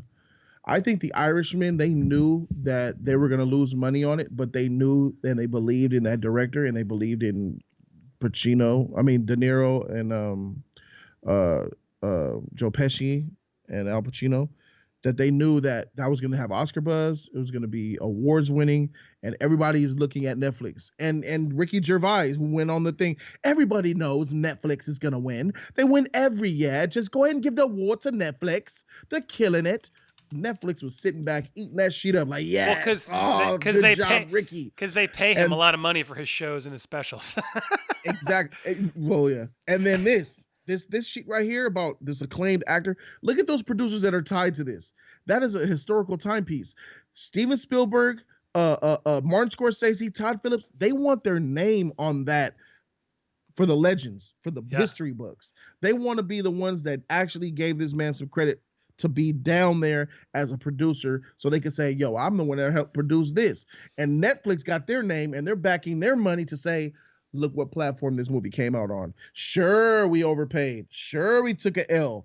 But I'll see you for the Oscars in the year that shit comes out. I think that's what Netflix is kind of. Netflix wants the Oscar back. I mean, it's written, directed, starring, producing Bradley Cooper, who everyone in the comments is reminding me on the right. He produced Joker too, so he's getting some change from just doing Joker. Good on him. But man, he has not messed around. He's doing really well. Even Silver Linings Playbook, American Hustle all made money. So he's killing it. He's also producing an Untitled Hulk Hogan biopic. Bradley Cooper, also a movie star. He's trying to get his way in because I feel like Bradley Cooper realizes he's not Leo. He's not as good of an actor as Leo. He's good, but I don't think he realizes he's just not the best. But he realizes I'm good enough and I can be a friggin' killer director. And so he's wisely going down that road. And I think good for him. It's a good path. People will want to work. So he did this. He wrote this with the Spotlight scribe, Josh. So this has Oscar all over it, this movie. And so everyone's like, ooh, it's just the ingredients that people smell it. And they're like, ooh, I might be able to win an Oscar. Finally. Yes. I'll. But anyway, my point is, overly expensive. This seems insane. And then it's just like, let's just put Scorsese and Spielberg on the marquee because maybe we'll win an Oscar. I guess, and they all will get Oscars. If that gets Best Picture, I think they all get to go up and get a statuette. So I'm going to agree with what Bobo is saying in the chat. He said Netflix has the best original content of all streaming services, period. That's true. I don't agree. Amazon Prime is doing some really good stuff too. No, don't. Yeah, dude. What? Amazon Prime? That shit is old, man. No, do you have it? Yeah, I got it. The Boys? I was just on Amazon Prime. I watched the old Anders movie. I just said HBO is doing great, and Amazon both do really good stuff. Yeah, but Netflix is so thick and like deep. what? Yeah, what do you? All right, but best streaming service, go. Let's take Bobo's advice there. It's Netflix. Why? No, it's but Netflix. why? So why? What is the shows on Netflix? Give me the 5 shows you're like, I gotta have them. Original programming. I don't really watch. I'm not a television show watcher. I am a film watcher. Original film, and Netflix has it seems like every single film on the first 3 rows of Netflix are all original Netflix movies. All doesn't make them good. That's the problem I have with Netflix. Oh, well, there's no stamp of quality like HBO used to have. 1918. That was an original Netflix film, and I gave that an A last year. 1918? Thomas Jane. It's a sequel to 1917? It was called 1918, I believe that was the name of it. Wow, I gotta look up the sequel. Where the man was, he killed his wife.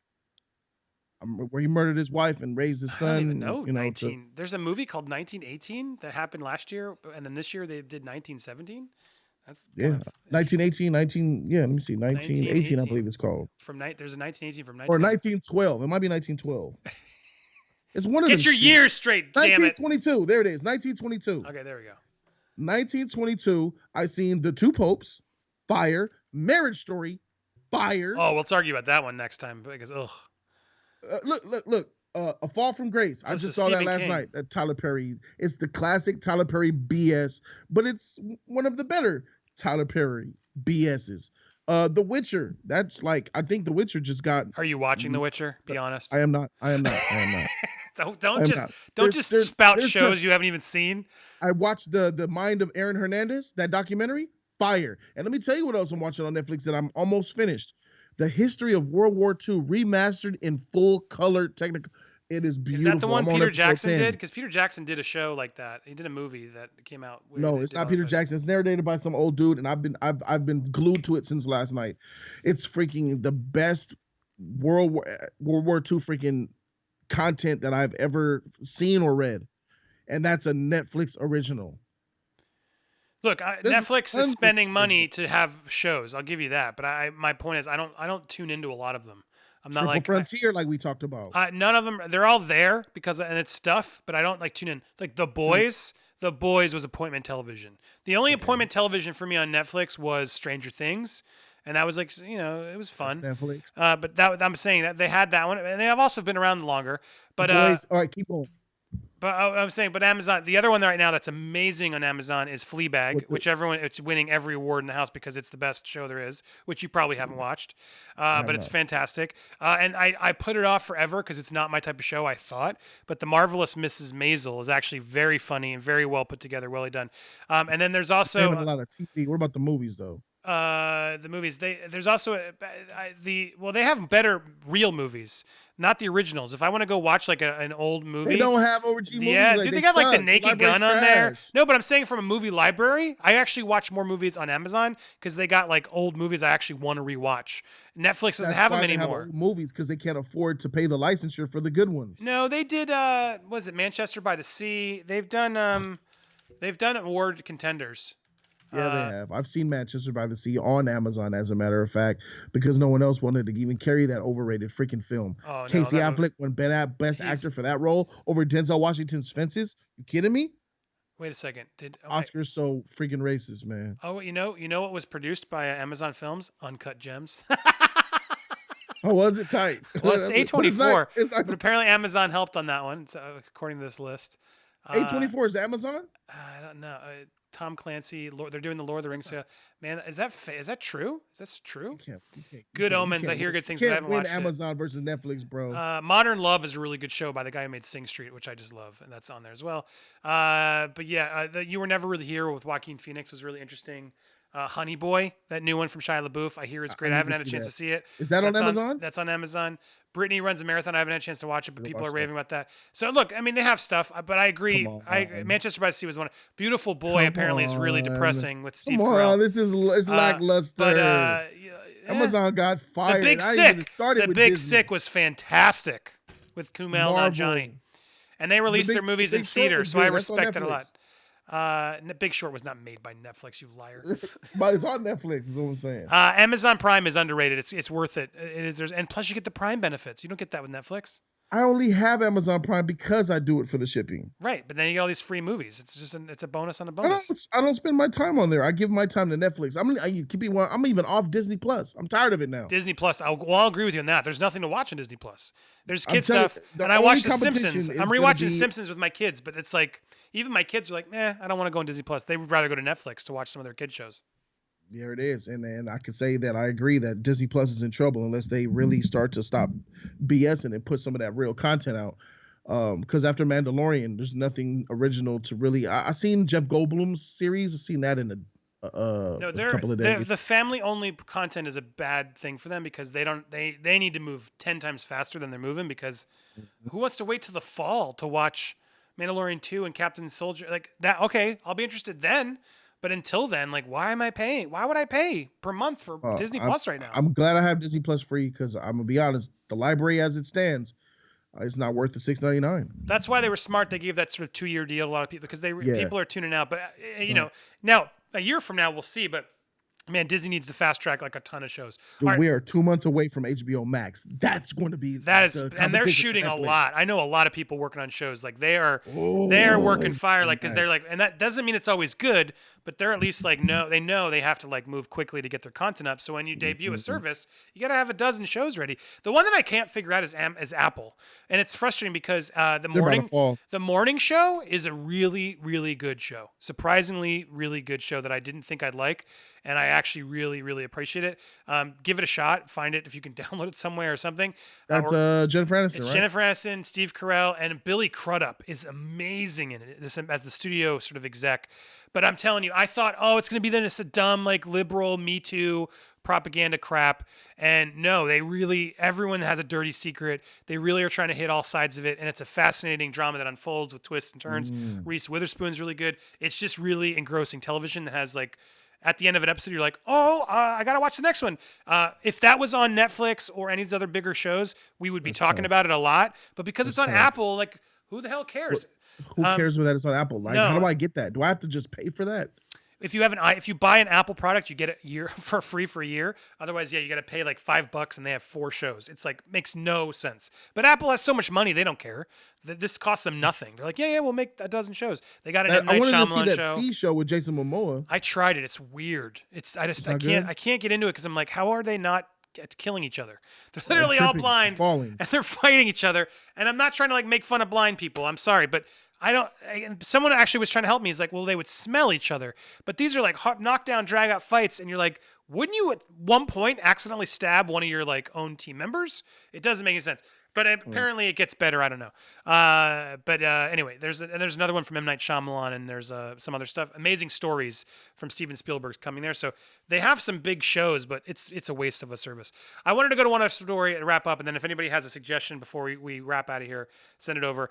Bunda, La La Land is better than Sing Street. You are a fool. La La Land is not better than Sing Street. La La Land is one of the most overrated, self-indulgent LA bullcrap movies of ever. Sorry, love you, Bunda, but no. Myra Marin, do you think Netflix is the movie pass of streaming? No. I mean, that would mean it's a failure. Netflix is making a ton of money. That's more like Amazon. No.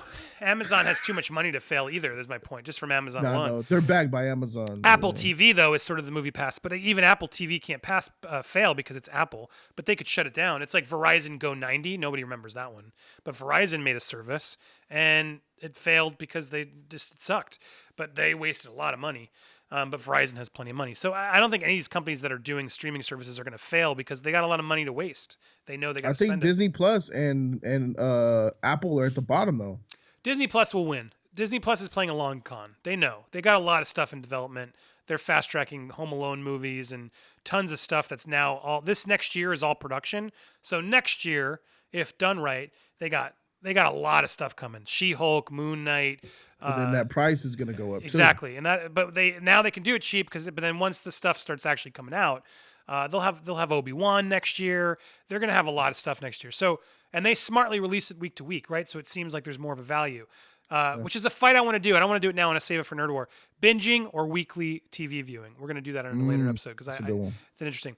Vitali, congratulations on 110K subs. Thank you for that, Vitali. Congrats, bro. That's a nice round number. This is a nice round number. I appreciate it. YouTube is slow right now, but finally got me there.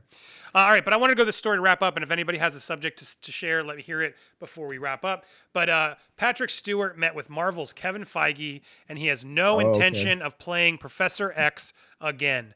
Why? Let's first, before we argue, should he be Professor X again? Why do you think he's meeting with Kevin Feige? Let's speculate on that. Do you think was there conversation? Does Kevin Feige just like, you know what? We're doing X-Men. I'm going to have to do a Professor X again. Let's just meet with Patrick Stewart out of respect. Just make sure we understand what he wants to do. Do you think that's what happens? Or is it like not even X-Men related? That's my guess, but what do you think a Kevin Feige, Patrick Stewart meeting would look like? I think they want to sit that man down and see if he's willing to play Professor X again. I think that's what it was. That's just why else would Kevin Feige be meeting with Patrick Stewart? It's around that time where they need to start making plans for X-Men, and he is Professor X just as much as Hugh Jackman is Wolverine, right? So you don't count James McAvoy. He can't do it. He can't just grow old into it either. Because James McAvoy's done a pretty good job as a young man. He did a good job. I mean, so did Michael Fassbender. Did he surpass Ian McKellen? Honestly, he did some pretty good work in that, especially in First Class as Nazi Hunter. But did he surpass Ian McKellen? You want to come out, Charles? Come out, Charles. Where you're hiding? Yeah, I guess in X-Men 2, they're really good. He hasn't done it to me. It's there, but my point is, it's closer than I think I realized. Here's what I think. I think he met with him to talk with him about Professor X. But here's what I'm thinking. Why would Kevin Feige be talking to Patrick Stewart? He's not the type of person to cross over to do things like that. This tells me, I just learned that he was talking.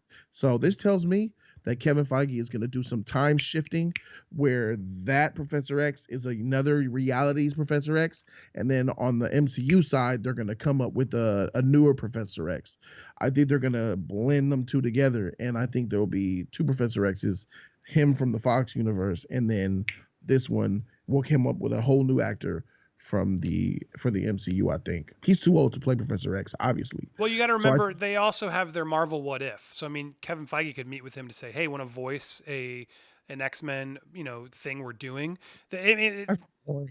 It's boring, but I mean, it's realistic, right? Yeah, that's definitely realistic, yeah. But I don't disagree that, as they sort of said, the multiverse of madness, right? That's coming with WandaVision, all this stuff. Like, I'm intrigued by that by far because It could mean a lot of cool things for the MCU and an opportunity for them to reset and make it less stagnant, right? And make it fresh again. But that only works when you introduce characters that we're actually invested in. And the whole plan apparently is to launch Moon Knight, all these things, She-Hulk, Miss Marvel, all the stuff they're doing, Falcon, Winter Soldier, all the stuff they're doing on Disney Plus. He's made very clear is becoming a big part of the future of Marvel movies. So I don't know, man. That's where it's all confusing. Of course, Marvel will succeed. I think they're too big to fail at this point. The fan base is too big, and these movies are too big, and they're serviceable movies that are like entertaining. Even when they suck, that it's like they have to really mess up to really screw up the formula. But I don't know. It is interesting. I hope you're. Do you think that he was trying to get him for Professor X to be in the What If or in canon X-Men?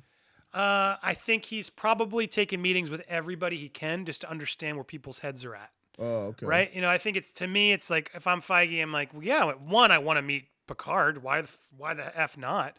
Of course, let's take a meeting with friggin' Patrick Steward. He's a legend.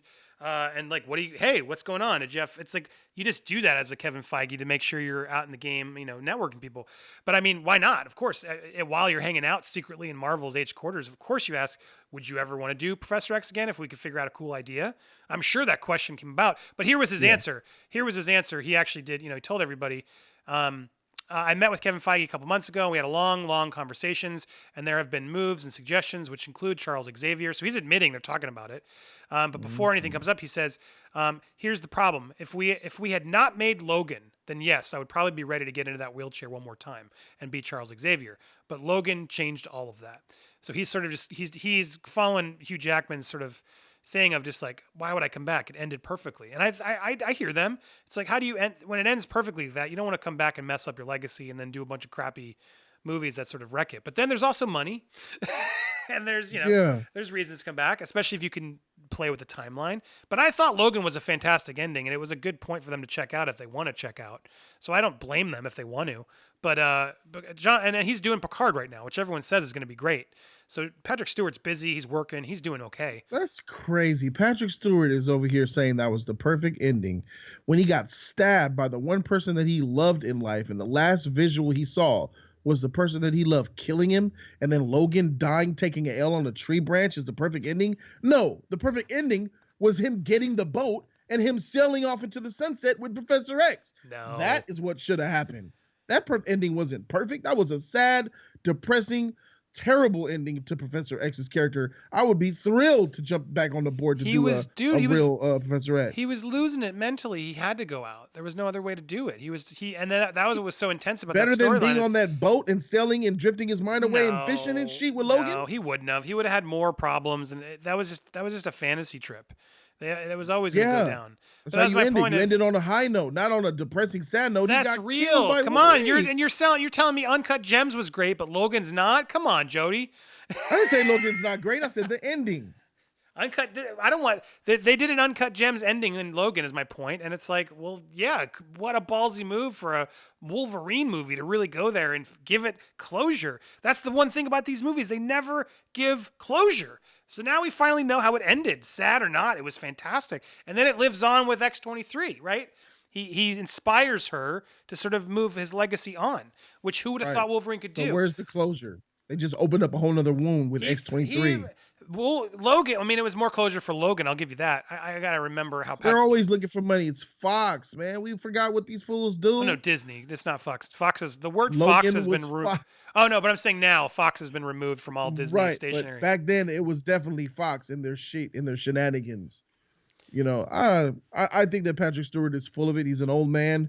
and as soon as that check hits the table, he's going to hop out that wheelchair and chuck and jive for that check and run down to the Chase Bank and cash that motherfucker. No way, dude. They just paid him a Mack truck of money just dumped on his thing to do Picard season 1 and 2 because CBS All Access, another streaming service we aren't talking about that none of us are going to buy because why the hell would we?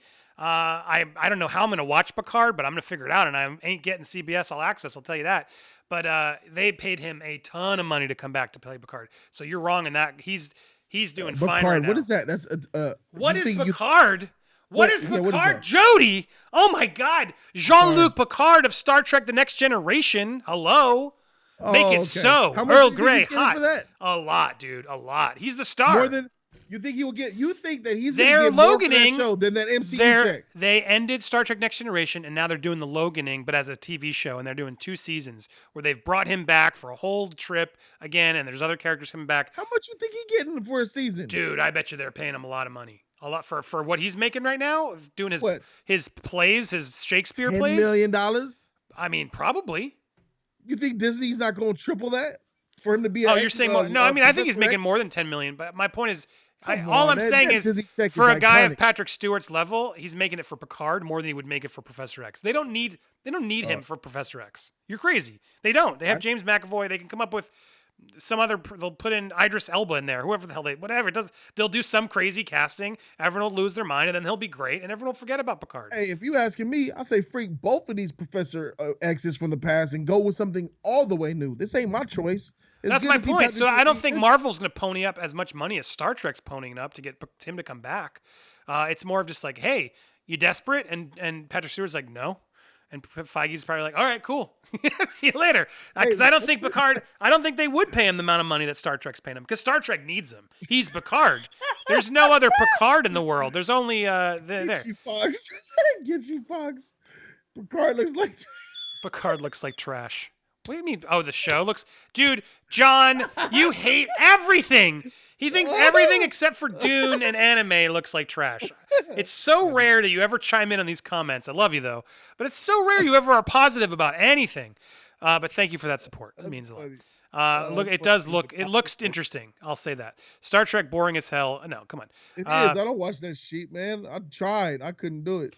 I watched the movie, the Star Trek with Chris Pine. Now, that was a good movie. Into Darkness and the last one and the one before it was really good. Yeah, no, it was good. But I got into some shout-outs. Joe Frisco, Michael Bryce, Bunda. I see all you members out there. I see you. And Vitaly, I want to call you out and thank you for becoming members of Popcorn Planet. I love Vitaly. I said, all of you with your little badges, your blue badges, it means you've stuck it since the beginning. You are the hardcore fans. I won't forget it. So thank you. If anybody else wants to join, support, and become the member, don't forget to click join. But I want to make sure I send some love to my OG members because I see you guys getting in the chats, losing it. Anyway, Picard, you're not a Star Trek fan at all, clearly. No. Next Generation was great. First Contact, the movie, is great, where they become the Borg. I really like Next Generation. Why do you like? Why? Well, my dad was a huge fan, so he got me into it. So that was part of it. Something sentimental like sentimental, that. But it's also just like an interest. They're really good stories about like sort of diversity and going through and like finding new worlds, and it's done in a smart, clever way. They go on sort of space adventures. It's just more of an intellectual Star Wars is really what it is. But like the holodeck. I never see them actually do anything though. No, I don't think I've ever seen them run. I mean, they did in JJ's movies a lot more. And the JJ's first Star Trek movie was pretty damn good. The second two were not. But JJ's reboot... Just them sitting and talking and they sit a standing lot in the and talking. Well, they do this a lot. As the torpedoes come, they shake. But no, there's a lot. There's some good stuff in there.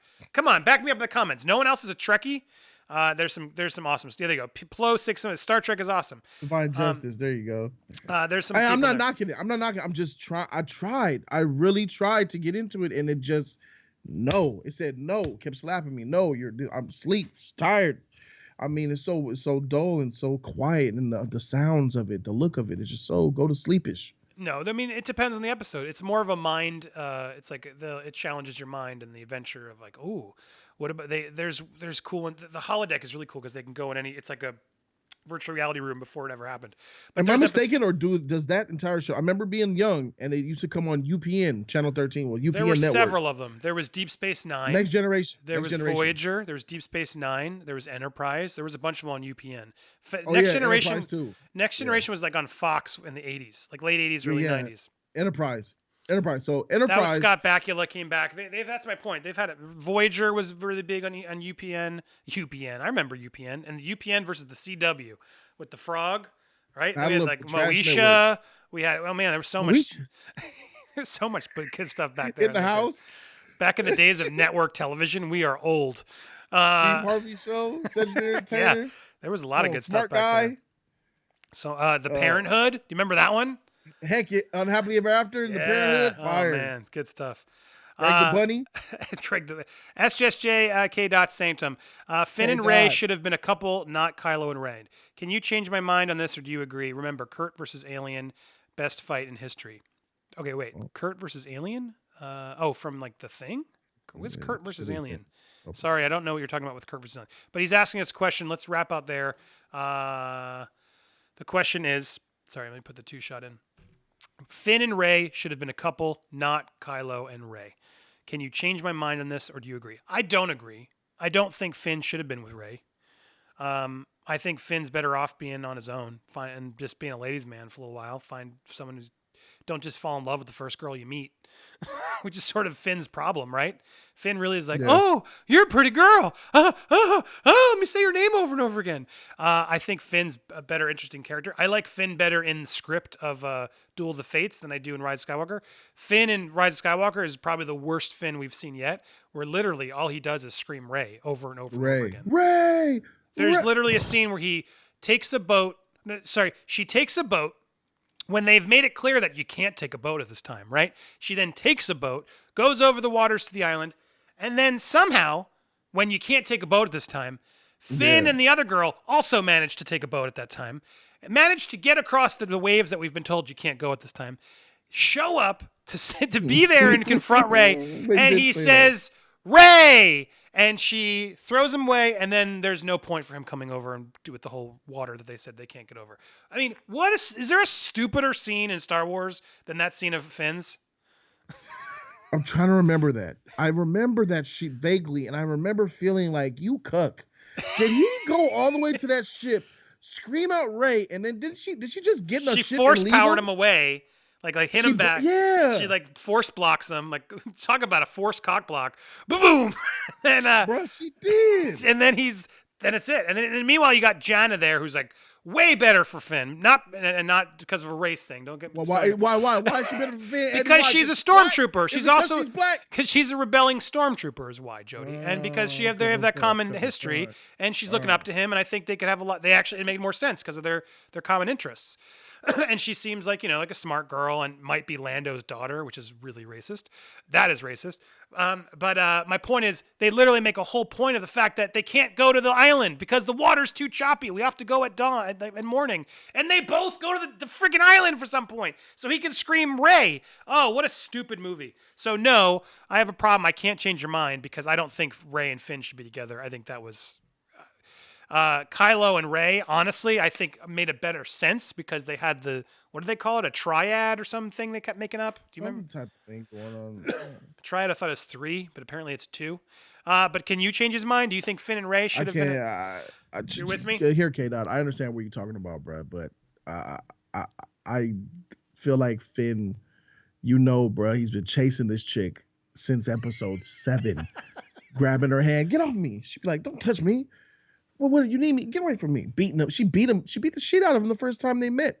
I mean, nah, you don't want Finn to be with her, bro. Like, Finn and Ray just didn't make sense at one point. It was yin and yang. And Finn is whack, man. Man, look, this is what sucks. Finn is whack. Ray is whack. Kylo is whack. Billy D. Williams is whack. Harrison Ford now is whack. Now Leia's whack. Luke is whack. Star Wars is whack. Jedi are whack now because of this shit. None of that shit even matters no more, bro. It doesn't even matter. But if I had to choose, none of them. Let them all die. Yeah. It's just so bad. I do like John Boyega when he went on Twitter. I'm looking at some of these tweets where he's just like making fun of everything. I did sort of enjoy that. Did you watch all that? I didn't really get into what is he? Is he like trolling himself or what? He was trolling everybody. It was pretty fun watching. Because he knows he's a part of a trash franchise. Yes. I believe Ray knew too. Ray is a here they it is. Knew. Daisy really is not a bad. She's a good actress, man. Yeah. No, they all she's knew. getting wasting with these Star Wars movies. By the time Last Jedi was out, she knew. She said, "I got to get up out of here." I remember her saying something. She said, "This is my last movie. This is my last Star Wars. I got to move on." There was that moment. I think it's where they all gave the reaction of what. All right, give us your facial reaction of how Star Wars the ending reaction will be, and hers was. She was giving like a what? like a cringe face. So Yeah. they all knew, and JJ knew. From everything I've heard, JJ knew. They were just moving quickly as much as they could to sort of get it done. And look, no disrespect to anybody who enjoyed it. I'm glad you enjoyed it. Oh no, I don't mind people who liked it or loved it. It is to each their own, but I'm not a fan. So I don't think. I think if anything though, Kylo and Rey were probably better off together, given their weird Force brother. I don't know what the hell they are, but. You know what I've noticed lately, bro, is I've been really envious of people who can watch bad movies and enjoy them. Yeah. Like I feel like my critic hat is just in the way. Well, see, like, I got hate for liking Doolittle, and I was feeling like I enjoyed this movie with my kids. I went out like defending it, and I posted it as the embargo lifted, and as I posted it, I saw the negative reviews flow, and I'm like, oh no. Did you enjoy Doolittle as a film, or did you enjoy it because you're out with your kids, you're having fun, and they're loving it? It was a combo. It's hard to. Have you been there? Haven't you liked a dumb kids movie because your kids really loved it? No. But see, that's my problem. I don't usually either. So I'm like, my point is like, I got like Aladdin is the last one I can think of that my kids loved, and I was frustrated still by it. But I could understand. I separated them and I was like, all right, it wasn't as bad as I thought it was going to be. It's that separation. Separation. It's hard to do, and I've noticed that I'm seeing movies through these critic lenses, which is naturally me. That's how I look at film. And Hollywood is just so bad with their production quality now with their films. It's stressing me out. Yeah, no, and I'm freaking jealous, and I'm freaking glad that people could watch these movies and get some enjoyment out of them, because I wish I could do that. Yeah, no, I did. So I got enjoyment out of Doolittle. Clearly, I'm the only one in the world. And I'm gonna watch it. I'm gonna watch it. But it's not. I'm not gonna say it's a great movie, but I had fun. You were right about Bad Boys when you said it was good. But I'm saying take kids to it, and I think it'll be an easier to swallow. Okay, all right. I don't want any of my fans, adults, going by themselves. It's not Inside Out. Jesus, it's not that good. But as a kids movie, I thought it was a fun adventure. Yeah, let me call you out real quick before we end this stream. You said Inside Out is better than Zootopia? Oh, 100,000,000% yes. Man, you crazy as heck, man. I can't believe you didn't.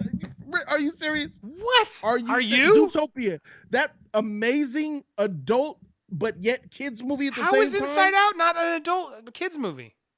We're literally learning about emotions. Yeah, but more, I mean, my God, segregation. They just targeted segregation and judgment in Zootopia and made it smart and clever. Zootopia is fire. I mean, In and Out is good, but it just never hit that high note. It never hit that emotion for me. It never hit that complexity in script. There was a couple moments in Inside Out that got kind of boring, as a matter of fact, with that dream memory world, and then that.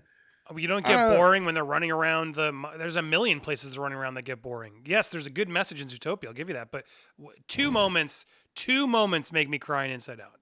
I didn't cry once in Zootopia. And so what makes you cry in Inside Out? So two moments. Bing Bong. Bing Bong totally made me cry.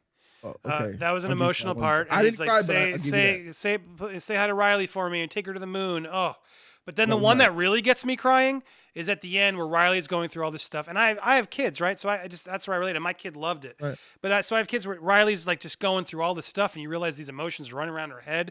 And then you realize what the movie's doing. That's what happens in a kid's head. It happens in all of our heads. And there's this moment where the positive joy is sort of annoying through the whole movie, realizing it. And then you have sadness. You've been watching this whole movie. You want to shoot sadness in the head. You're like, oh my God, you're so annoying. Sadness. And then at the end of the movie, they do this brilliant twist thing where you realize where joy finally gets the self-realization to realize, oh, Riley needs to be sad.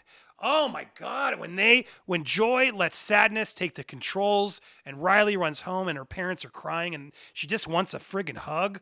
Oh, as a parent, it just rips me, man. So that is the scene that gets me, and it's that. So like those two. So segregation clearly was the important thing for you in Zootopia. Respect.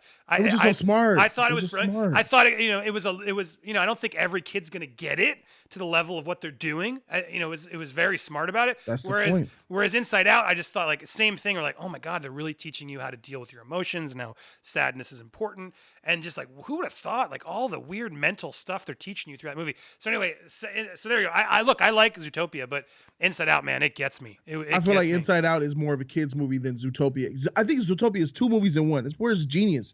It manages to tell a kid's story that they know and love, and still have a subliminal message that flies over the kid's head and talks directly to us adults watching it with our kids. So we're getting dual satisfactions. I'm getting stimulated as an adult from Zootopia, while my child is getting a different reaction, but still a stimulating story from the same film. And that is just Disney's, that's masterful in my opinion. Yeah, no, it's good. The segregation part's really is strong. I'll give it, but it does start to feel like sort of just a procedural of like, all right, well, we're going on a mission. We got to figure it out. We got the buddy cop sort of format, and then it's really just going through the beats. There's the sloth scene, which is funny, and then there's just a bunch of other set pieces they go through that honestly, and the rewatches, it feels like a theme park. It feels like a theme park.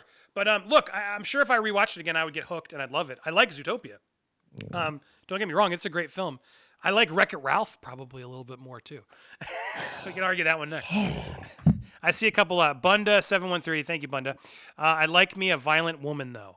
That's really weird to read this late in the game out of context. I don't know what you were talking about, but okay. Are you serious with the Wreck-It Ralph? Yeah, I love Wreck-It Ralph. I hated Wreck-It Ralph too. SSJ, that's a hard name to say, man. SSJK dot sanctum. K dots. I'm going to call him K dots. Wanted to ask Sidious. Did say in episode 9 he made Anakin, but it is a big portion to his creation. He is technically the daddy of Anakin in a sense. Yeah. Well, no, he's not. He's not, because there was a rumor that that Anakin was made by the Force. Well, he was made by the Force, but they thought it was Sidious who manipulated the Force within Anakin's mother, but that was debunked. So I don't know what episode 9 said. I didn't catch that, but I know Sidious is not related to Anakin.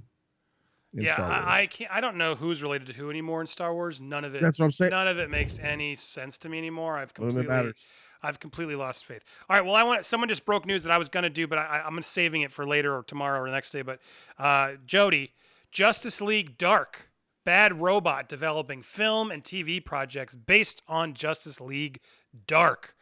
Excited? Oh, there we go. So they don't know if JJ's going to, we don't really have any information. That's JJ's sheet, right? But yeah, JJ's Bad Robot. They don't really have like specifics or if JJ's directing or anything else, but this is sort of breaking news tonight as we were live, that they are, apparently Bad Robot is very keen on figuring out how to do Justice League Dark. Would that make you happy? That would make me very happy because he's staying away from Superman. I told you, motherfuckers, that JJ's not going to do Superman. He's not going to do it because Patty Jenkins is going to do it, bro. And you see, everything is just coming into alignment. Justice League Dark Bad Robot? For sure. See, but I worry. Is Bad Robot good enough? They're hit or miss to me.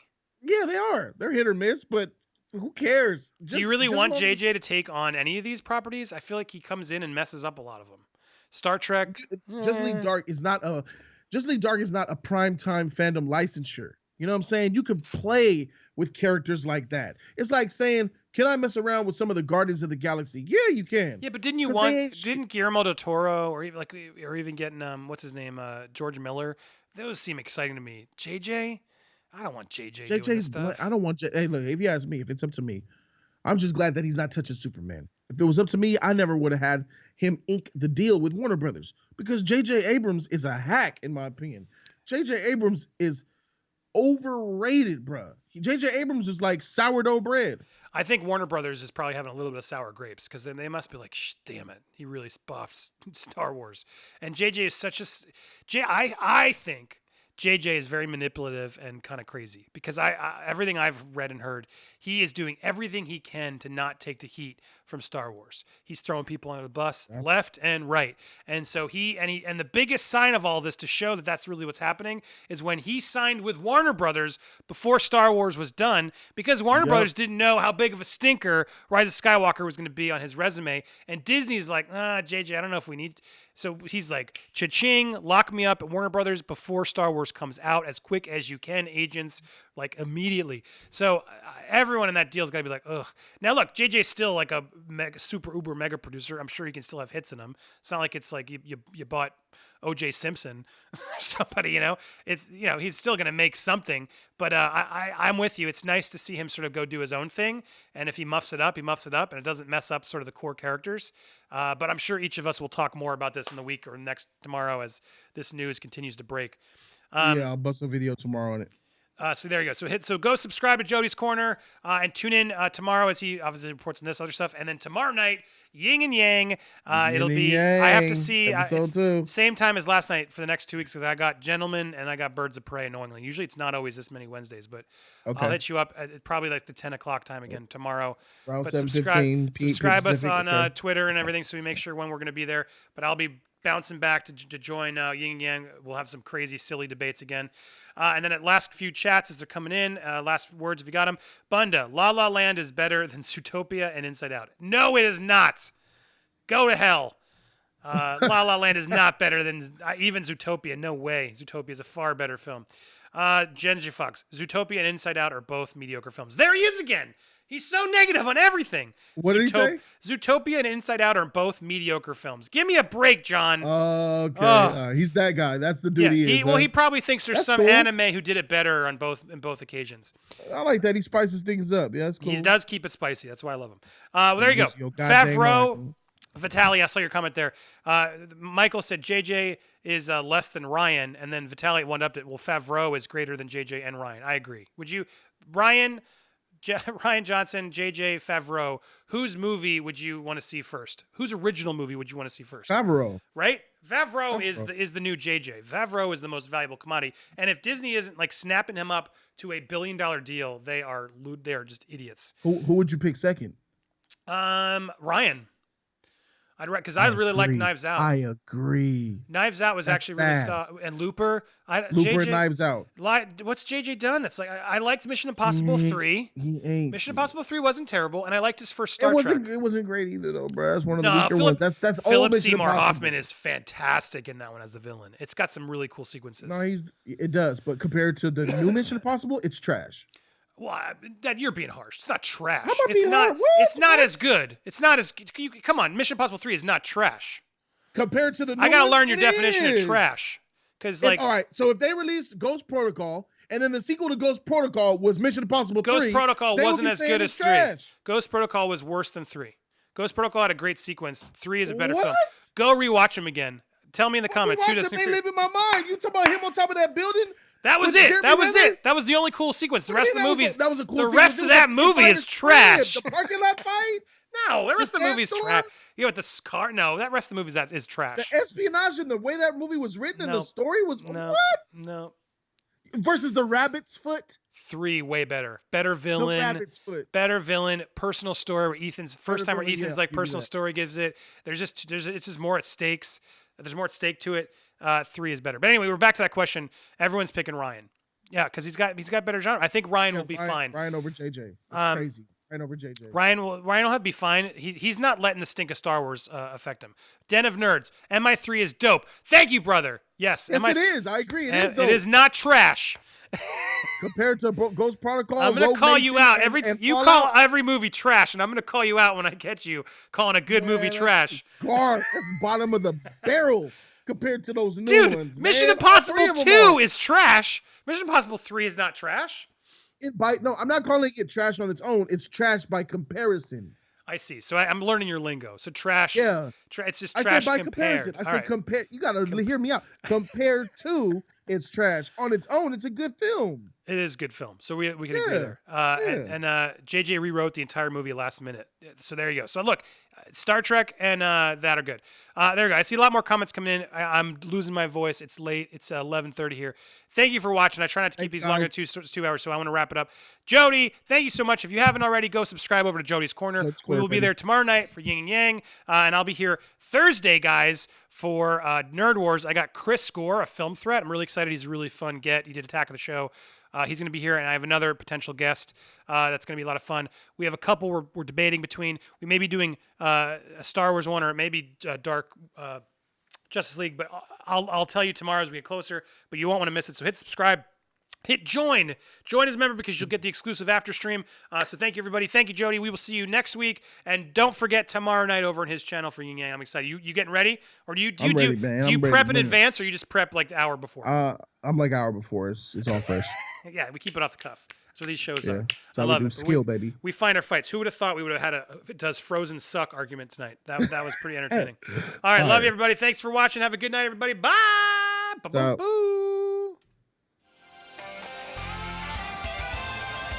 Get some sleep, fool.